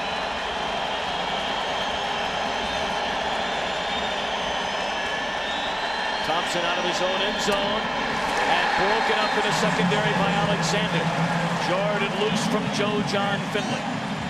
Well, you can't say enough. Whether they win this game or lose this game, Boise State University is proving to Oklahoma and the rest of the country, for those of us that ask the question, can they run with the big dogs? They are running and perhaps running away from the big dogs. They're setting the pace. They jumped off the porch ahead of the big dog. I'm going to tell you, they're not backing away from anyone, and I'm surprised how they've reacted. I'm surprised. It's late. It's middle of the 4th quarter, and we've talked about can they last 4 quarters. They're pretty fresh to me. Thompson carries, and he's tripped up by David Shields, and Oklahoma will punt out of its own end zone. What a stop by the Broncos, and Bob Stoops is livid. See, now you go back to the punter, Kyle Stringer, and the great job he's done tonight. He set all of this up with that last tremendous punt, and of course, catching the ball on the 4 or 5 yard line doesn't help. But now he's helping change field position. He's tilted it in favor of Boise State. You've noticed most of his punts, very high punts, a lot of hang time, all of them near the boundary. They're really pinning the ball in there, so there's really no place to run anyhow. Well, he's done a great job. Do you go after it right here, or do you want the football? They'll get good field position. Looks like they're going after it.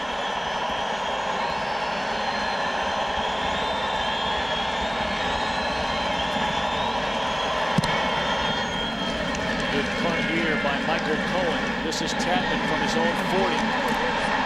Crosses midfield, and he was shellacked by Lewis Baker.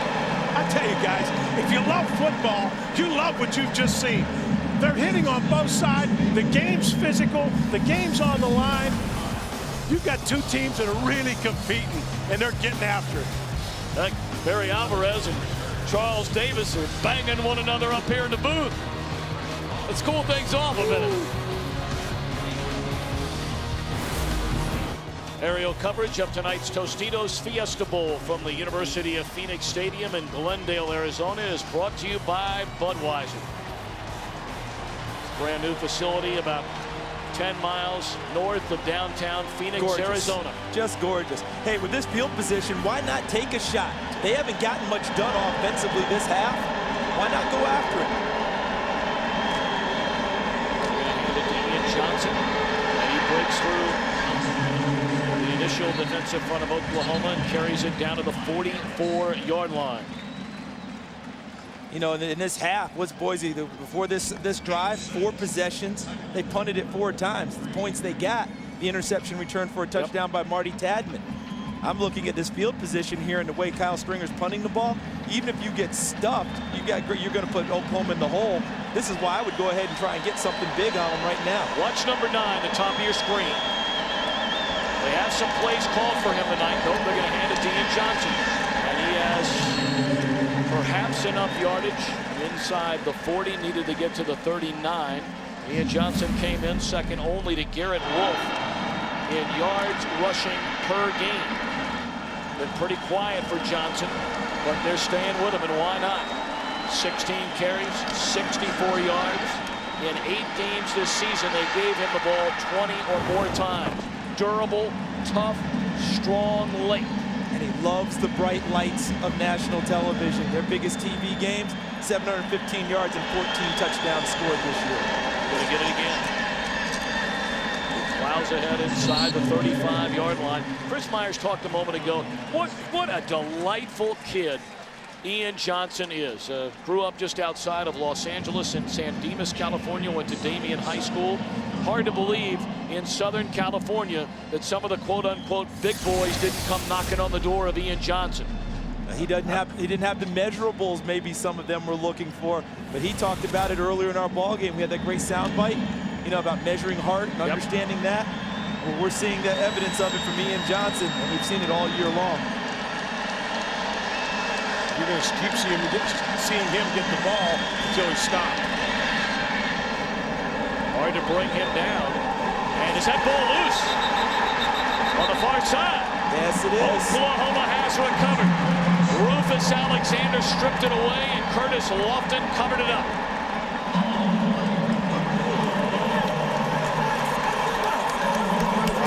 It's big players, great players play big in games like this. They make the plays that you need to give you an opportunity. There's Alexander. 42. See how the ball ripping. He pulled it out before Johnson was down. Lofton alertly jumps on it. Oklahoma in business, and now not in the shadow of their own end zone. Trying to fight for a couple extra yards, finish a run, expose the ball. That's a strong man, Rufus Alexander. Yeah, he did a great job digging and digging while also securing the tackle. So now Oklahoma gets the football back. 8:30 to play here in Glendale at the Tostitos Fiesta Bowl, and the Sooners trail 28-20. Peterson spins out of one tackle and brings it out to the 33. Colt Brooks drags him down, a gain of 4. You can see there's nothing clean inside. And Peterson's fighting. I'm telling you, he's trying to finish every run. But we saw earlier, it's outside is where there's some things loose. So what you're thinking is more stretch plays, stretch plays on the run. And the stretch play, that long outside handoff, running it to the outside numbers, right? To the outside of your offensive tackles and looking to find the gap and get upfield. Under 8 to go. Oklahoma has all 3 timeouts remaining. Play action. Peterson. Pump fake. Rolls. And picks up a first down out to the 40. Very nicely done by Thompson. He took a look. He took a look at all of his choices. He made a good decision. There's nothing there. Use your feet. Pull that ball down and run. So this tells me there was good coverage downfield because he was well protected with plenty of time to throw a ball in rhythm. But because he had nowhere to go with it because of the coverage downfield, he alertly tucked it away at the end of that and ran upfield. Got a nice block from Adrian Peterson on the corner. Allowed him to get out of bounds upfield.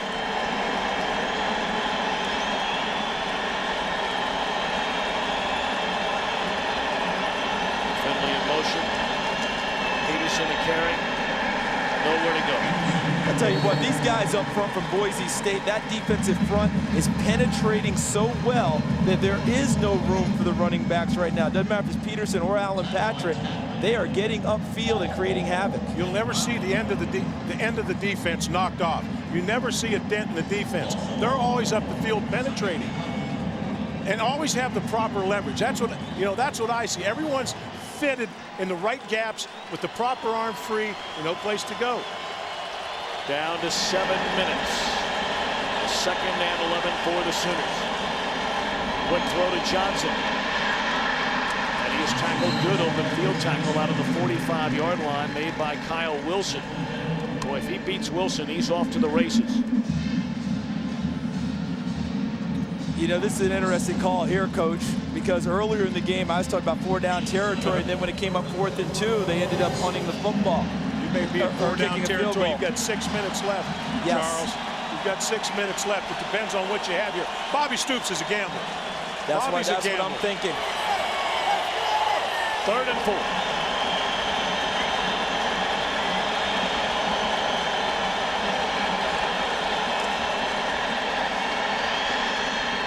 Long ball and too long. For Quentin Chaney, he had beat the defender. If that ball's on the money, Oklahoma's going for 2. Ball sailed on him a little bit. And actually, there was to me, there wasn't enough air in this one. To me, it's much more of a flat throw instead of air that gives him a chance to run under it. He threw it flat and long instead of a little bit of loft. So with 6:10 to play, Bob Stoops has decided, at least for the time being, to punt. But you never know with Bob Stoops. He's going to put it on his defense. But if you're Boise State, you play what we call punt safe. You say you're lined up, you're alert for any type of a fake. You don't care about him punting the ball. You just don't want him faking it.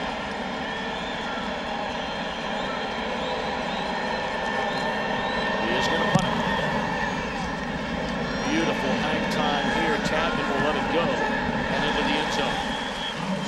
6:01 to play. at the Tostitos Fiesta Bowl.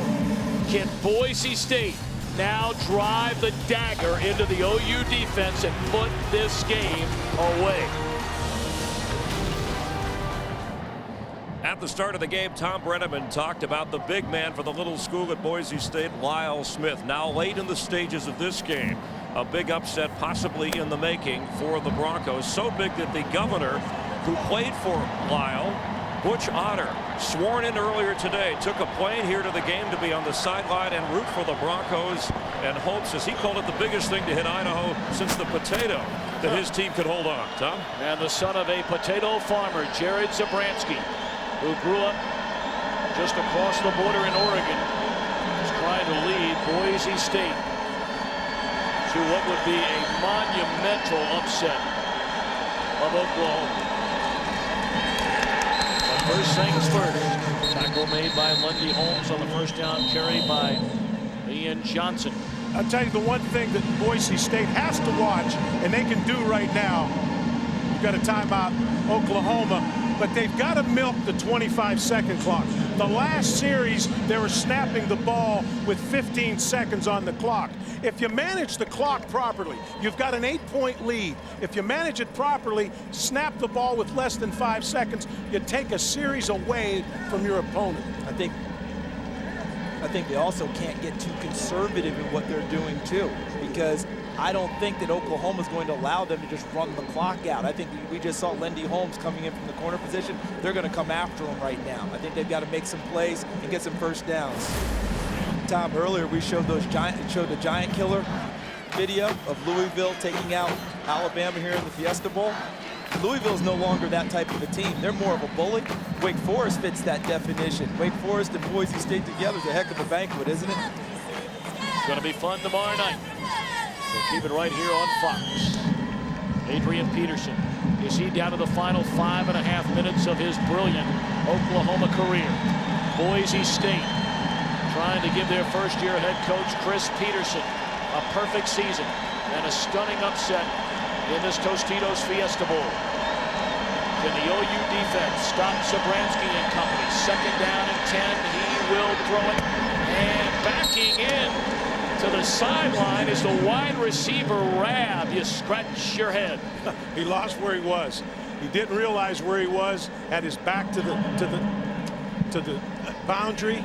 Thought somebody was on his back. And the offensive line for Jared Zabransky did another terrific job picking up the blitz.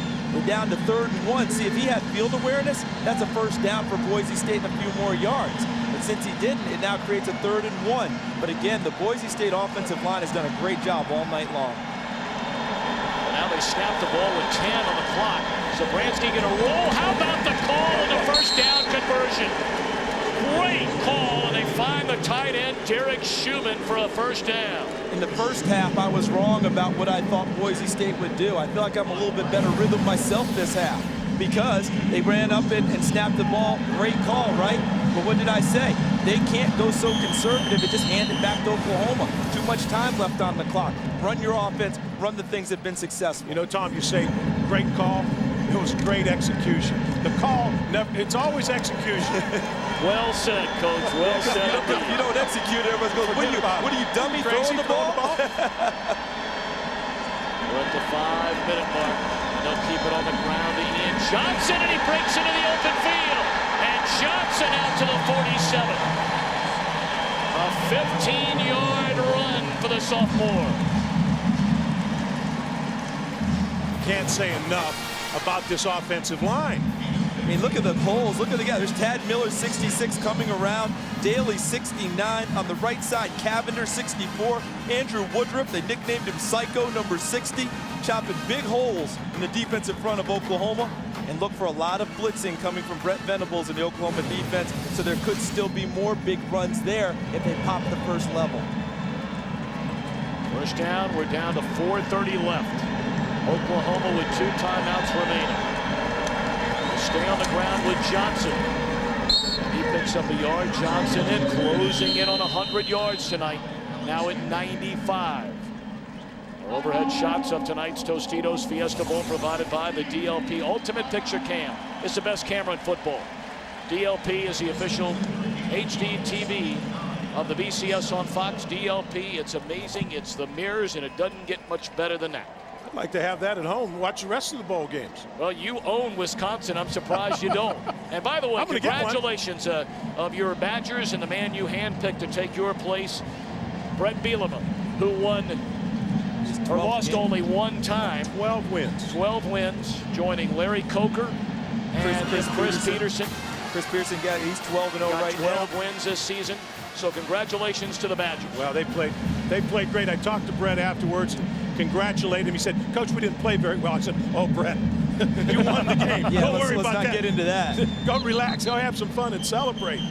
What a great year. A terrific year, and again, my congratulations also. But as I look at this ball game, the thing that has probably impressed me the most about Boise State and how they've played this game is there has not been a lot of trickery in terms of getting it done. You often think about the David and Goliath games, and you've got to fool them all the time and run reverses and fakes and all this other stuff.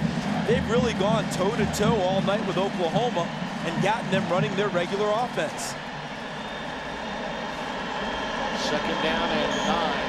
Oklahoma with 1 timeout remaining. Got to protect the ball here. Boise State cannot turn over the football in this situation. That's Oklahoma's best hope. Can you believe this? Oklahoma is calling a timeout. Brent Venables almost looking with a question expression. 3rd and final. That is their final timeout. Can you believe that? Goodness. What happened here? Well, they broke the huddle with 12 players. Bob Stoops is saying that's a penalty.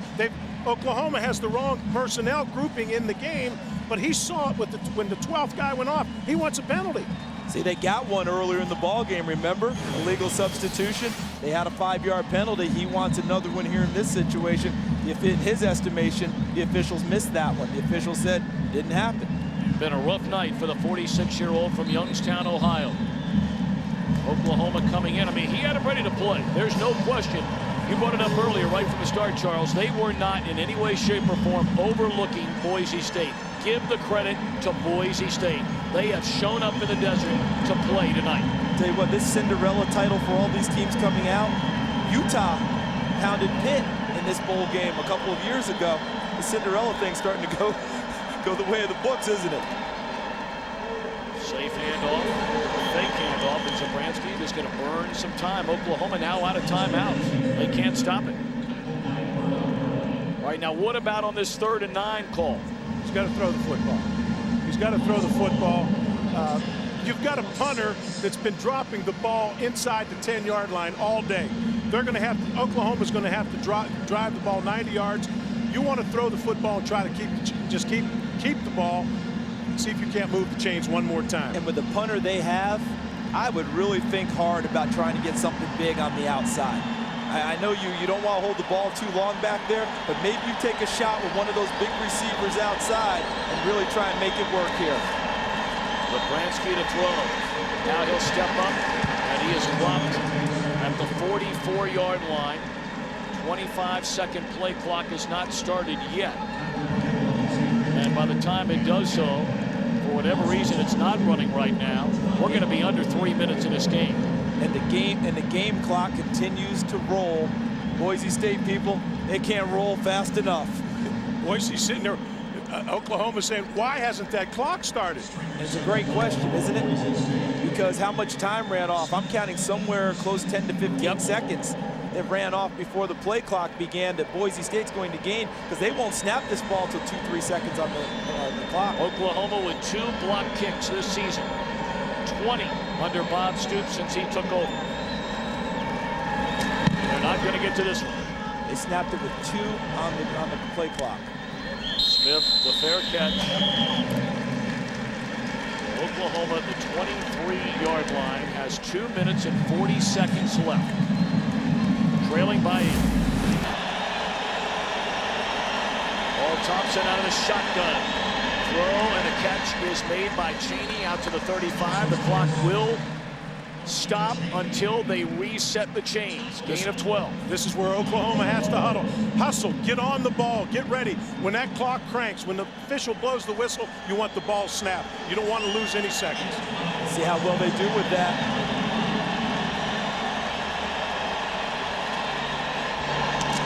Catch, Manuel Johnson out to midfield and crosses midfield to the 47-yard line. Clock continuing to run.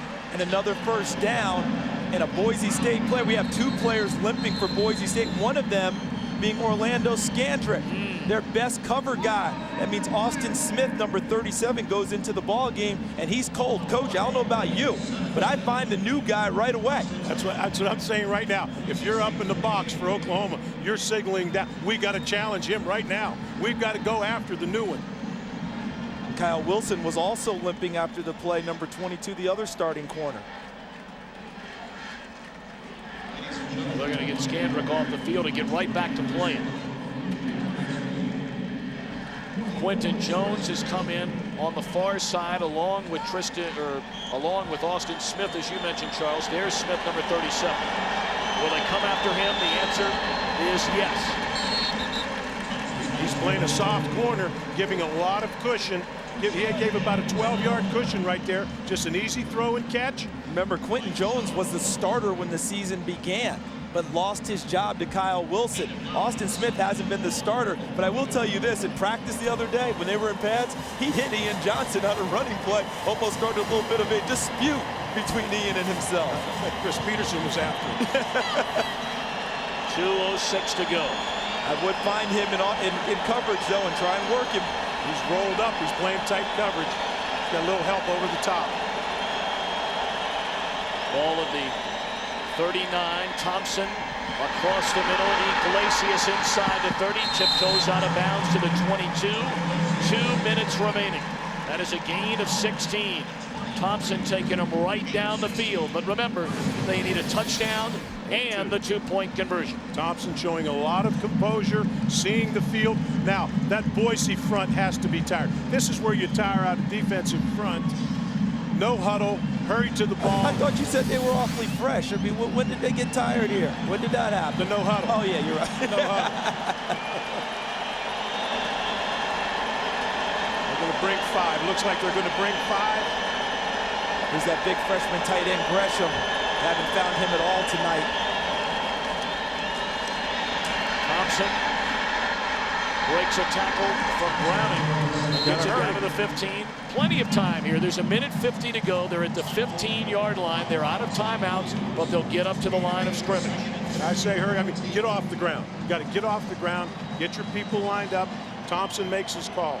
See, Boise State just substituted in a defensive lineman trying to get some fresh legs. Ian Smart. Thompson on the slant, and a flag comes in. And there's a man you talked about a moment ago, lost his job as a starter earlier this season, Quentin Jones. Listen, I don't know everything about football, but I remember a coach telling me a long time ago as we listed pass interference, defense, number 23. Spot foul, automatic, first down. Watch, he's gonna be hugged up on the receiver. There's Jones getting there a little early, trying to get to play through the man to get to the ball. But that coach told me, if a guy comes into the game, you test him early, because otherwise he would have been on the field to begin with if he was as good as the guy who was out there. Check him out. Jones is now off as they bring in an extra lineman up front for Boise State, figuring Oklahoma will throw. First and goal from the 5. A minute 30 to go. Oklahoma needing a touchdown and a 2-point conversion to tie. See how they're playing off? They won't retreat from that goal line. To the end zone, tipped, caught by Cheney. Wow. Touchdown, Oklahoma. Now they have to go and get 2. They have tried 2-point conversion this season, and it failed. I tell you, it's very difficult to find a hole as you drop that many people in that short a distance. The field is restricted, but he squeezed that in there. Excellent vision. It's a tip drill. And this time, this time the receiver won the tip drill. Boy, look at Chris Peterson egging his team on. A Sooner fan. Oh, this is tough. Can't stand to watch. Sooners having trouble with personnel. Running. trying to get the right personnel in the ball game, and they don't have a timeout to spend right now. The second guy has run off the field again. Now they have their guys. I have to use Paul Thompson and his legs to challenge the corner run-pass option. Thompson, jump ball to the corner, and a flag comes down on Scandrick, who's back in the game. He got tied up with Cheney.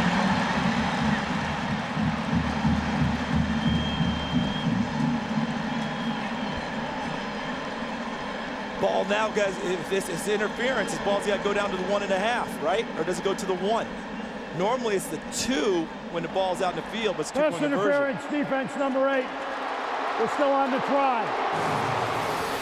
Half the distance. So it's half the distance. Ball's on the 1 yard line.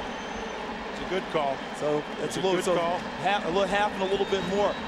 Now, do you come back inside and hand it off to the horse, or do you still see? To me, I'm still trying to run pass option with my quarterback. I want extra options. Coach, what are you doing? I got to go run pass option. Give the quarterback a chance. 3 tight end set. Adrian Peterson in the eye. Gresham on the jump ball to the end zone. Did he get it? There's a flag down. Still no signal given by the official. There is a flag on the play. It's going to be interesting because Gresham was the motion man over there, splitting wide. They tried to use him to isolate by formation, a mismatch, which they did. Let's see what the flag is, though. Was he not set, Charles? Could be. Could be. Illegal shift, offense. 2 men moving without reset. 5-yard penalty, still on the try. The call. Holy mackerel. The call was excellent. Watch. Gresham, there's the motion by Finley, and there goes the motion by Gresham 18. 19 and 18, the 2 tight ends in motion. I love the call in terms of isolating him on the linebacker, but now they've got a big one. Schleckelweg racing off the field. They put in an extra defensive back. The ball now spotted at the 7-yard line. This is the game. This is it. Still say they've got to get Thompson out of the pocket where he's on the move. Pump fake. Thompson to the end zone. Catch is made, and we're tied at 28 by Joaquin Iglesias. What an unbelievable drive led by the senior Paul Thompson. They try to throw another fade, but good awareness by Thompson and patience to find the open receiver. The numbers of Paul Thompson on this drive, guys. 5 for 5, 66 yards. Reminds you of the 99-yard drive against Nebraska in the Big 12 title game, where he was 6 of 8 on that drive and led them downfield for a touchdown. Well, when they were down by 18, both of you guys said, in our amount of time this week with Bob Stoops and the Oklahoma staff, character, the #1 word repeated over and over and over again about Paul Thompson. Well, we said it earlier, but this is about expectations. Oklahoma expects to win. No one panicked on the drive. You saw Thompson, who's been struggling during the day. He's had some issues. Takes him straight down the field. Everyone kept their composure, made plays when they had to, overcame a penalty. I know one thing. You and I are both fired as play callers because we kept calling for that run-pass option, and they wanted to stay in the pocket, and it worked for them. But watch, coaches, you called it. He wanted to throw a fade here because what they ran was Cheney on a slant and then go into the fade. He had to come to his second option, which was Joaquin Iglesias in the middle. Since 1999, these are the 2 winningest programs in all of college football. The senior quarterback who went the circuitous route to get that starting job back, Paul Thompson, has done his part. Now can the 3-year starter, a 32-5 record as a starter, Jared Zabransky, can he get his team down the field to win it? Look at the catch by Iglesias, going down to secure the catch and making sure that he had his arms underneath it. I think they're taking a look at it, but in my estimation, no, that's a good catch. They're ready to kick this thing off. So here we go. 1:26 to play. Boise has 2 timeouts. That ball 3 yards deep into the end zone, and this is Quentin Jones to bring it out. Out across the 20 to the 25. Tonight tonight's All-State good hands play of the game. You just saw it on their third try for the two-point conversion after a couple of penalties. Finding Iglesias, who's had a monster night, over 100 yards receiving, 120 to be exact. And they got it 3 times they had to go, and the odds of getting a two-point conversion are well below 50%. And they had to do it 3 times and converted. Clock is running. They've set the ball, and Zabransky, a dangerous throw, and it's intercepted into the end zone. Marcus Walker. Unbelievable.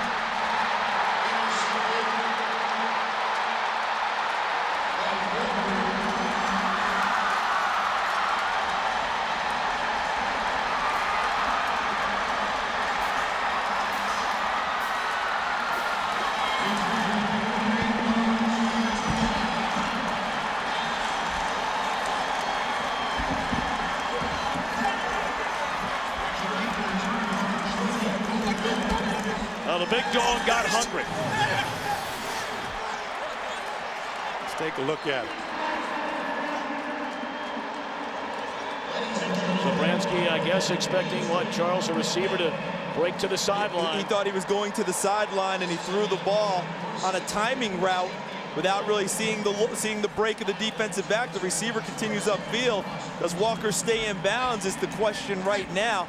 Boise State praying that he did not, but it appears that the tightrope walking of Marcus Walker is going to pay off for Oklahoma. Walker took over as a starter at cornerback, the 4th game of the season.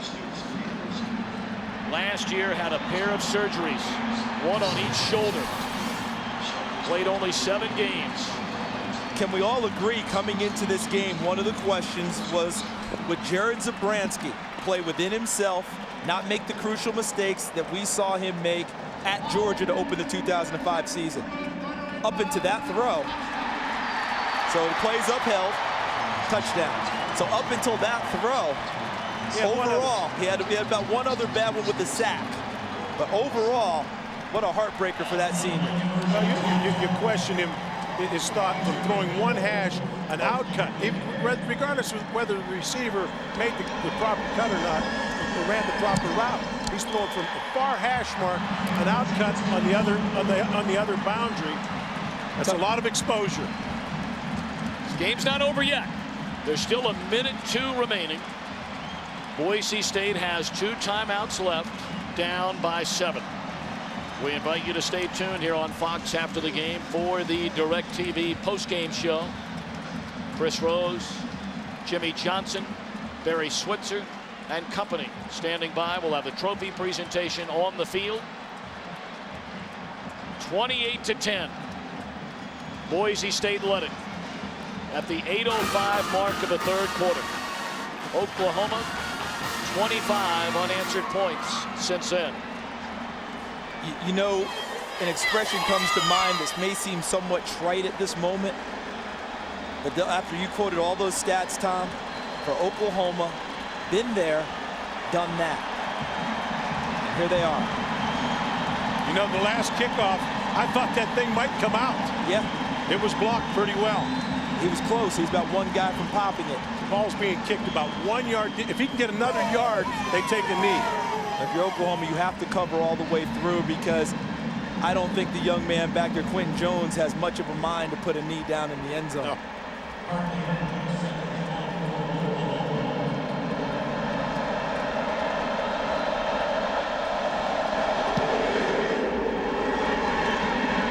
Jones, 2 yards deep, will bring it out again.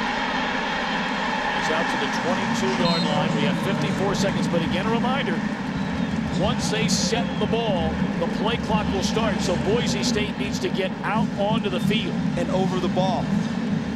Once the official sets the chains, you'll see him crank it. Here goes the clock. New rule. Tom, you brought up a great point. This isn't over. Jared Zabransky actually gets a chance for redemption on this last drive. Still good to have a senior pulling the trigger for you. Clock running at 50 seconds. Zabransky steps up, looking down the field, fires, and it's caught by the tight end Schumann, trying to get out of bounds. He's to the 43.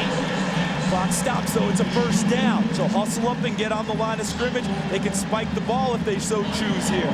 It's a gain of 36. They do have 2 timeouts left. Zabransky has them ready. They're showing a lot of poise in this situation too, aren't they? Zabransky, down he goes into the arms of Larry Verdine, and they're going to have to call a timeout. Loss of 8. 30 seconds remain.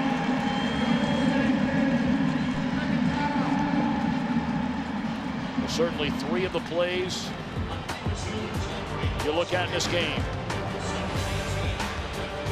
The touchdown catch, the 2-point conversion, then the next offensive play from scrimmage, the interception by Walker, races into the end zone, giving Oklahoma its first lead of the game.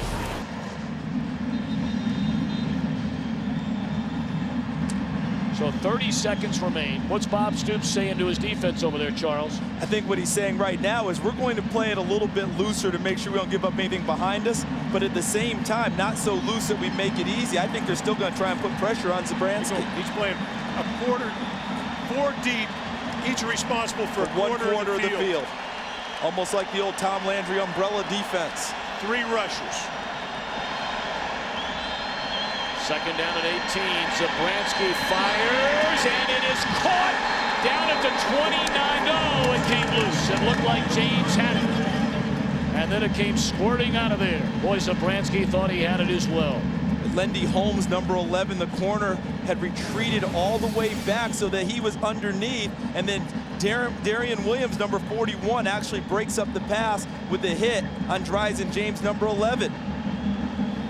Oklahoma's trying to get some type of pressure with 3, dropping everyone deep. Your 4 deep are getting as deep as they can. Wonder if they're going to bring a lot of underneath help. Wonder if they'll end up bringing a 4th, showing a 3 look.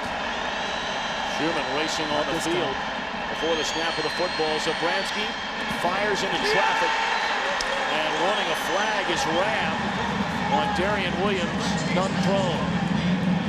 4th down and 18 upcoming for Boise State. So you've got your underneath linebackers dropping. They're 20 yards deep. You've got your quarters players, each your secondary players. They're deeper. Nobody's going to get behind them. No one's going to get behind, and you're trying to flood the zones to make it tougher for those receivers to find gaps. They need to get to the Oklahoma 32 to move the chains. A last gasp for the Broncos. Zabransky's legs might be critical here to save time on throwing the ball. Down the middle, James, the lateral to the corner of the end zone. Can you believe that?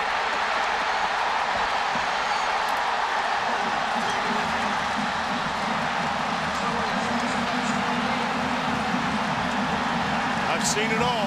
Now,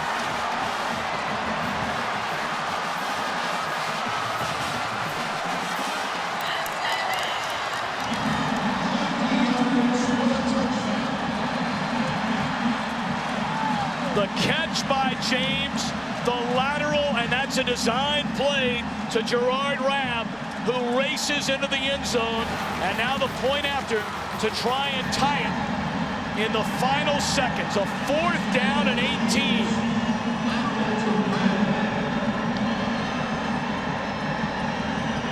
Anthony Montgomery, and it is good. Well, it's not the size of the dog in the fight.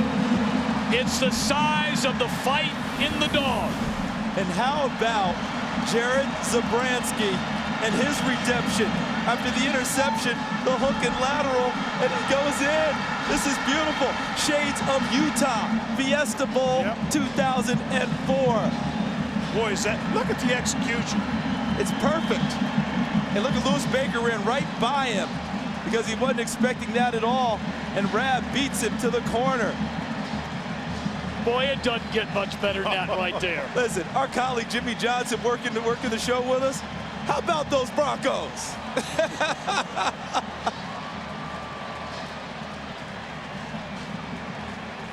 Unbelievable. Absolutely unbelievable.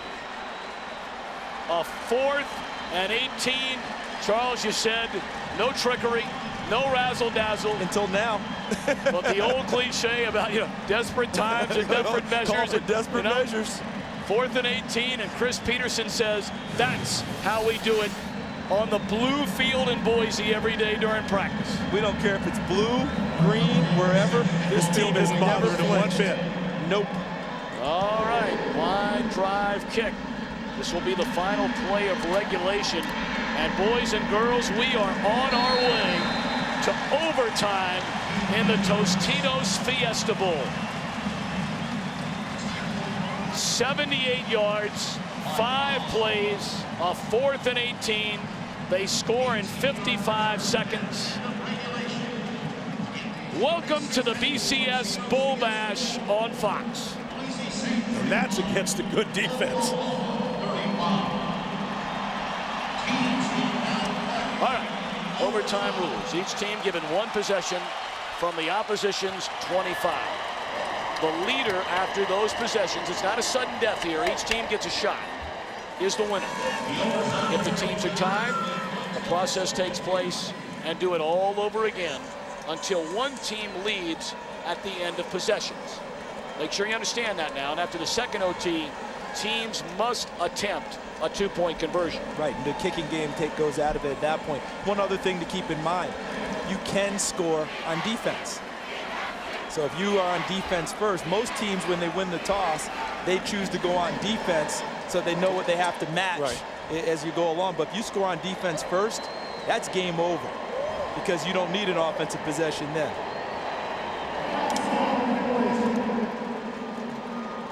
You can even see the respect the players have for one another as the captains come out for this coin toss. Boise, you'll call a toss. The winner of the toss has the option to go on offense, defense, or one end of the field. And we'll play that inning at the same end. Your choice? Tails. Tails, that's the blue side. It's come up tails. Boise, you've won the toss. You'll play defense first.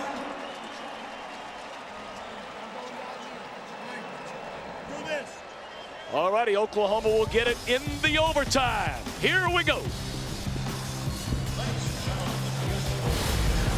We can't lose if they can't stop us, baby. Okay? We can go all day. We can go all day. Huh? Let's go, baby. The emotion, the spirit of college football. Let's see who can rally now. They've banged heads. They've gone at it. We've seen about everything. Now you come down to overtime. Yeah, the tough one for Oklahoma is they thought this thing was over. Yep. They thought it was done. Now they have to come back and continue to battle with a team that they thought they had finally put away. And Boise State says, we're not going anywhere. Adrian Peterson in the backfield. Overtime is underway, and Peterson with a football. Off to the left side. Down the sideline. Leach, did he get in or step out of bounds? Touchdown, Adrian Peterson. That did not take long. Where was more of that stretch play earlier in the ball game with Adrian Peterson? I like him running that stretch play. I like him running anything. Well, that was blocked very well. It was. Blocked very well, but I tell you what, he's got a burst. He gets to that corner. There's a seam, and he can get it. Left side, great hole. Inside, outside. Inside, outside. You had 72, Robinson, 79, Messmer. And then Cooper, number 50, and then look downfield. Nice block by Iglesias, number 9. And number 84, Cheney occupied enough of the DB to get into the end zone. Big point after, and it is good. Off the foot of Garrett Hartley. So one play, a 25-yard touchdown run by Adrian Peterson in overtime. His father celebrating. Can Boise answer? Chris Peterson in his first season as head coach took over for Dan Hawkins, of course, who assumed the head coaching duties at the University of Colorado. 5 years as offensive coordinator under Coach Hawkins. Chris Peterson, his team down 7 in overtime.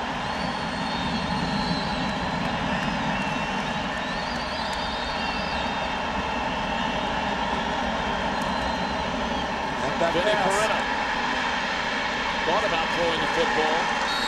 He gets back to the line of scrimmage. He was going to throw that back to the quarterback. He showed it, you have to tuck that ball, give a good run fake first. Well defended by Oklahoma. They recognized it. And the throw back to the quarterback, I don't think was going to end the sequence. I think it was going to come back to Zabransky, who was going to throw it back downfield. Ian Johnson standing on the sideline. 2nd down and 10.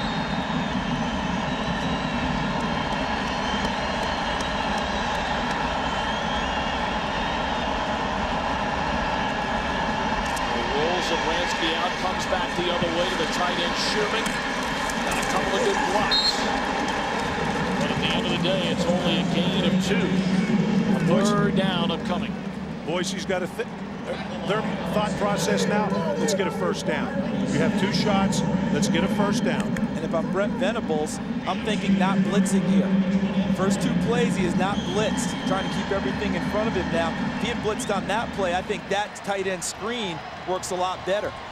So in this situation, you might think about not coming after Zabransky and making him earn it. 3rd down and 7.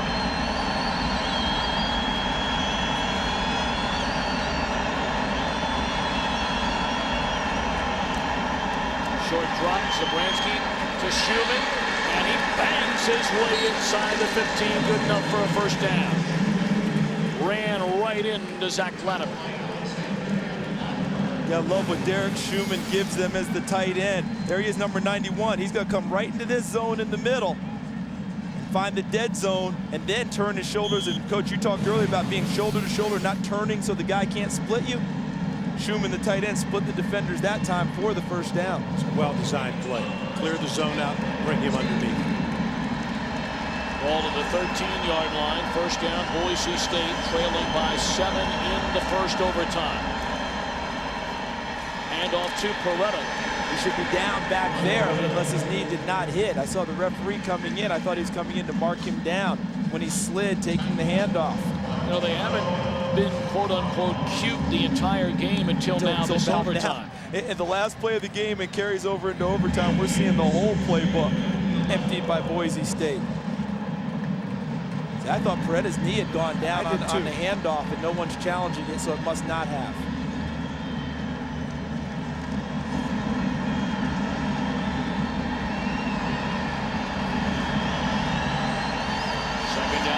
For the Broncos at the Oklahoma 11. They're going to hand it off to Ian Johnson. Still on his feet, close to a 1st down, inside the 5 to the 4. Needed to get to about the 3.5. I think he's about a foot short. And remember, they have to match with a touchdown. Watch Ian Johnson. We talked about his patience and his toughness all night long. See how he reads it? It's one of the things the Oklahoma coaches told us about him, is that he knows how to read blocks and read angles in the defenses, and that run put him over 100 yards for the evening. 3rd down and less than a yard.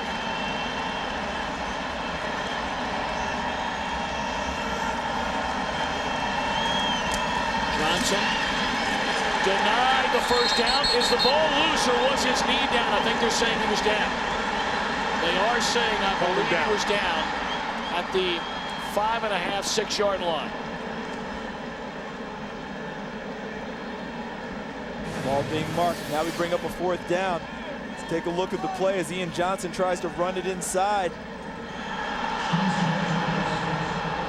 There's the initial hit as he's knocked back and he's stumbling, going. Ball came out before he went down. I think his knee was down. You thought he was down back there? I think his knee's down first. Let's take a look. Look, right look, here. Look, right there. Good call, Coach. Yep. All right, here we go again. Now a timeout is called by Boise State.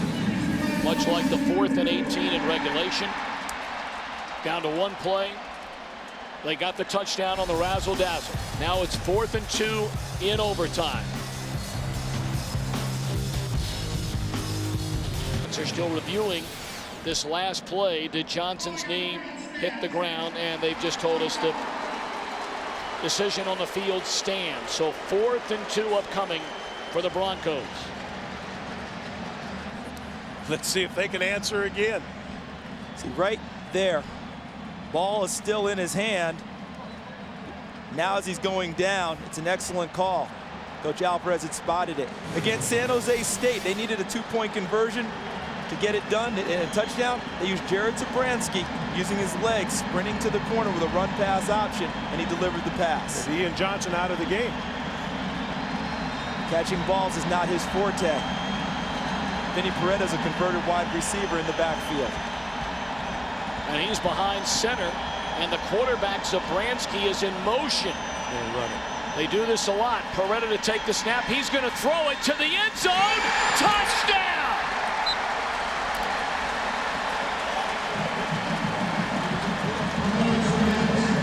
They're going to go for 2, guys. I'm telling you, they are tired. Listen, when you're Cinderella, at a certain point, you don't keep slugging with the big guy. They're going to try and win the football game right now. That's what I'm telling you. Well, you know Oklahoma will spend a timeout. This is the touchdown. Well, you talk about guts as a play caller. I'm telling you. Run pass option. Well, is Vinny Peretta doing it this time? Well, you see Peretta. That's my. I'm thinking as a defensive player, I see Peretta there. What's he done? Well, here we go, fellas. What are you going to do now? Going for the win. Zabransky, flood right. Ball's near the left hash. Flood right. We're going to get a timeout by Oklahoma. All right, now do you change your mind if you're Chris Peterson and send out the extra point? He has a play he wants to call. He has the play. Oklahoma doesn't know what they're going to line up in offensively because they're going to shift anyhow. They showed that they have 3 wides, but where were they going to end up? They're going to give you some type of shift. They have the play call. That was almost basketball, where you show something, call timeout because you've seen something, and you come back with something different. Fellas, you know what everybody across the country that's watching right now is saying. It's calls like this, it's effort like this, guts like this, which screams for a playoff in Division 1A football. Why not give Boise State the shot at Ohio State, the shot at Florida? This game tonight will further the cries of the underdogs of the world wanting a national championship playoff format. And you know something else, Tom? The counter to that would be the president saying, is this one outstanding football game or not? What more do we need? Well, they're also presidents of Division I AA schools and Division II and Division III. Hey, those presidents vote to have a playoff. I'm not arguing that point, but they're not running this game. Boise State had their shot at Oklahoma, and they're giving them a heck of a shot. Guys, I still don't need to worry about anything else right now. Let's take a look at this. Zabransky, I still think him with some type of run pass option going to the right. Boise State for the win. They hand it off to Johnson. Boise State has won the Tostitos Fiesta Bowl. Can you believe it?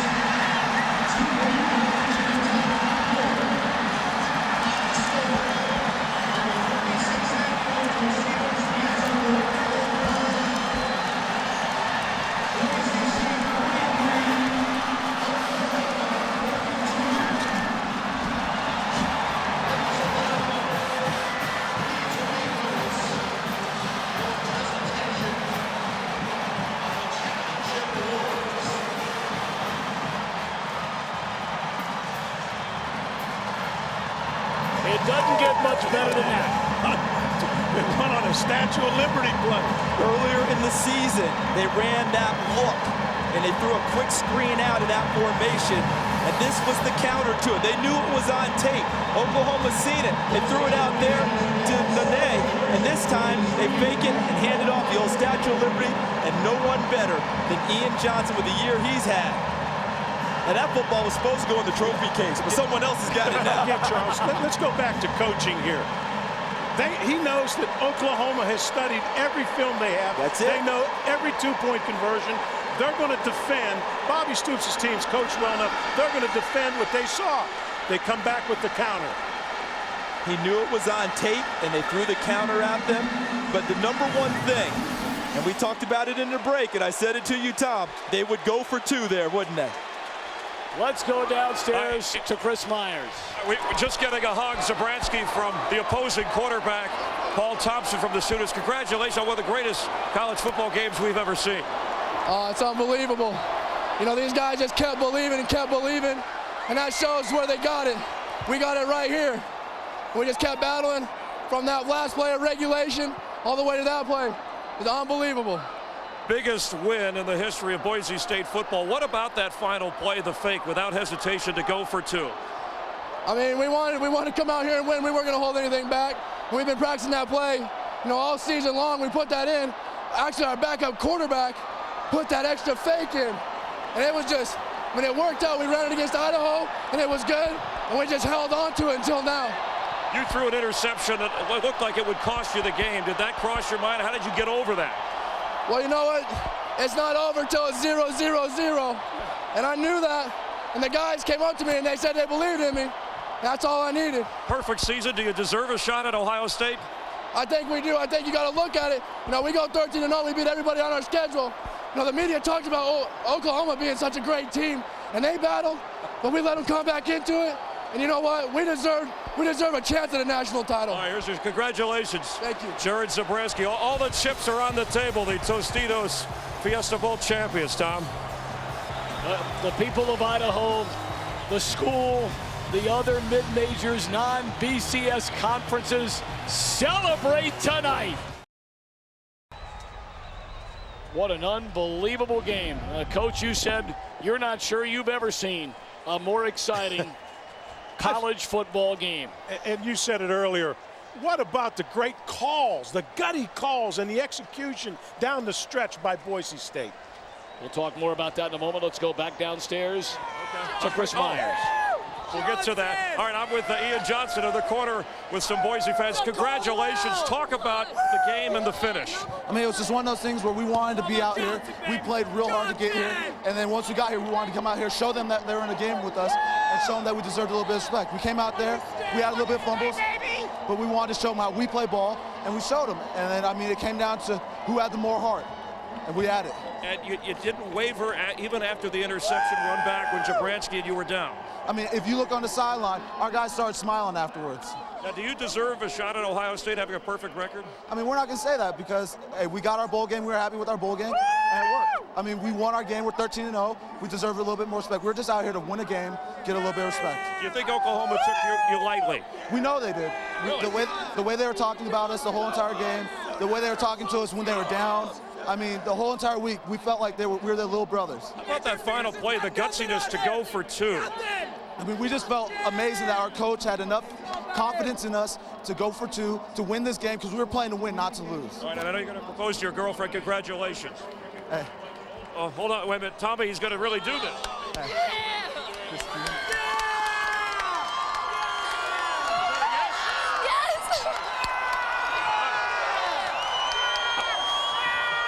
All right, Tommy, she said yes. Ian Johnson proposing to the head cheerleader at Boise State. Does it get any better than this in college football?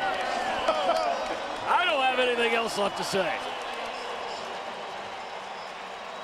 Undefeated season and a proposal on the field after you win it in OT. First in wins and apparently first in love.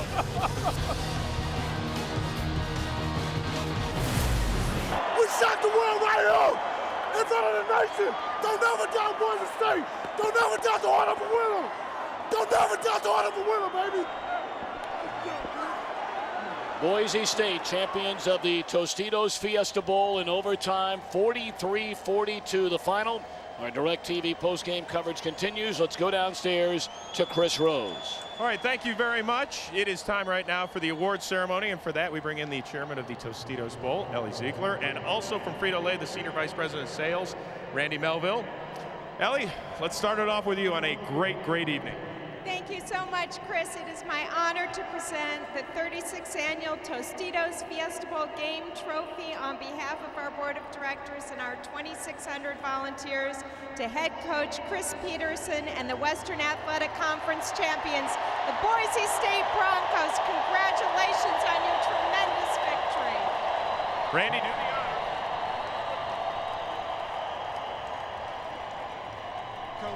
On behalf of the 18,000 plus Frito-Lay frontline employees, I want to wish you and your team an outstanding victory. Way to go, Coach. Congratulations. Very much. We really appreciate this one here is for the Bronco Nation right here.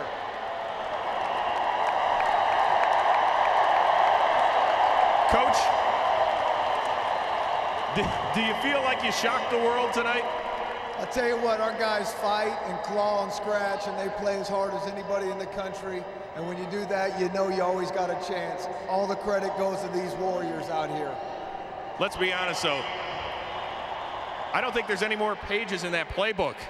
I mean, that last one that forced overtime, where did you come up with that? Well, I got to tell you this. The two backup QBs are the ones been calling for it all game long. And so the credit, there's a lot of credit that goes in a lot of places. And it starts with Taylor Tharp and Bush Handem as much as anybody for calling that play right there. Coach, obviously it means the world to Boise State and to the Western Athletic Conference, but what does this mean to all of the mid-majors, if you will, out there? Well, you know, we're just so happy that the BCS people tweaked the system to give us a shot to get here, because when you get here, you never know what can happen, like tonight. Coach, you're not necessarily stronger or faster, you're just better. And you're also the 2007 Tostitos Fiesta Bowl champions. Congratulations, Coach. Thank you very much. Tom Brenneman, take it away, buddy.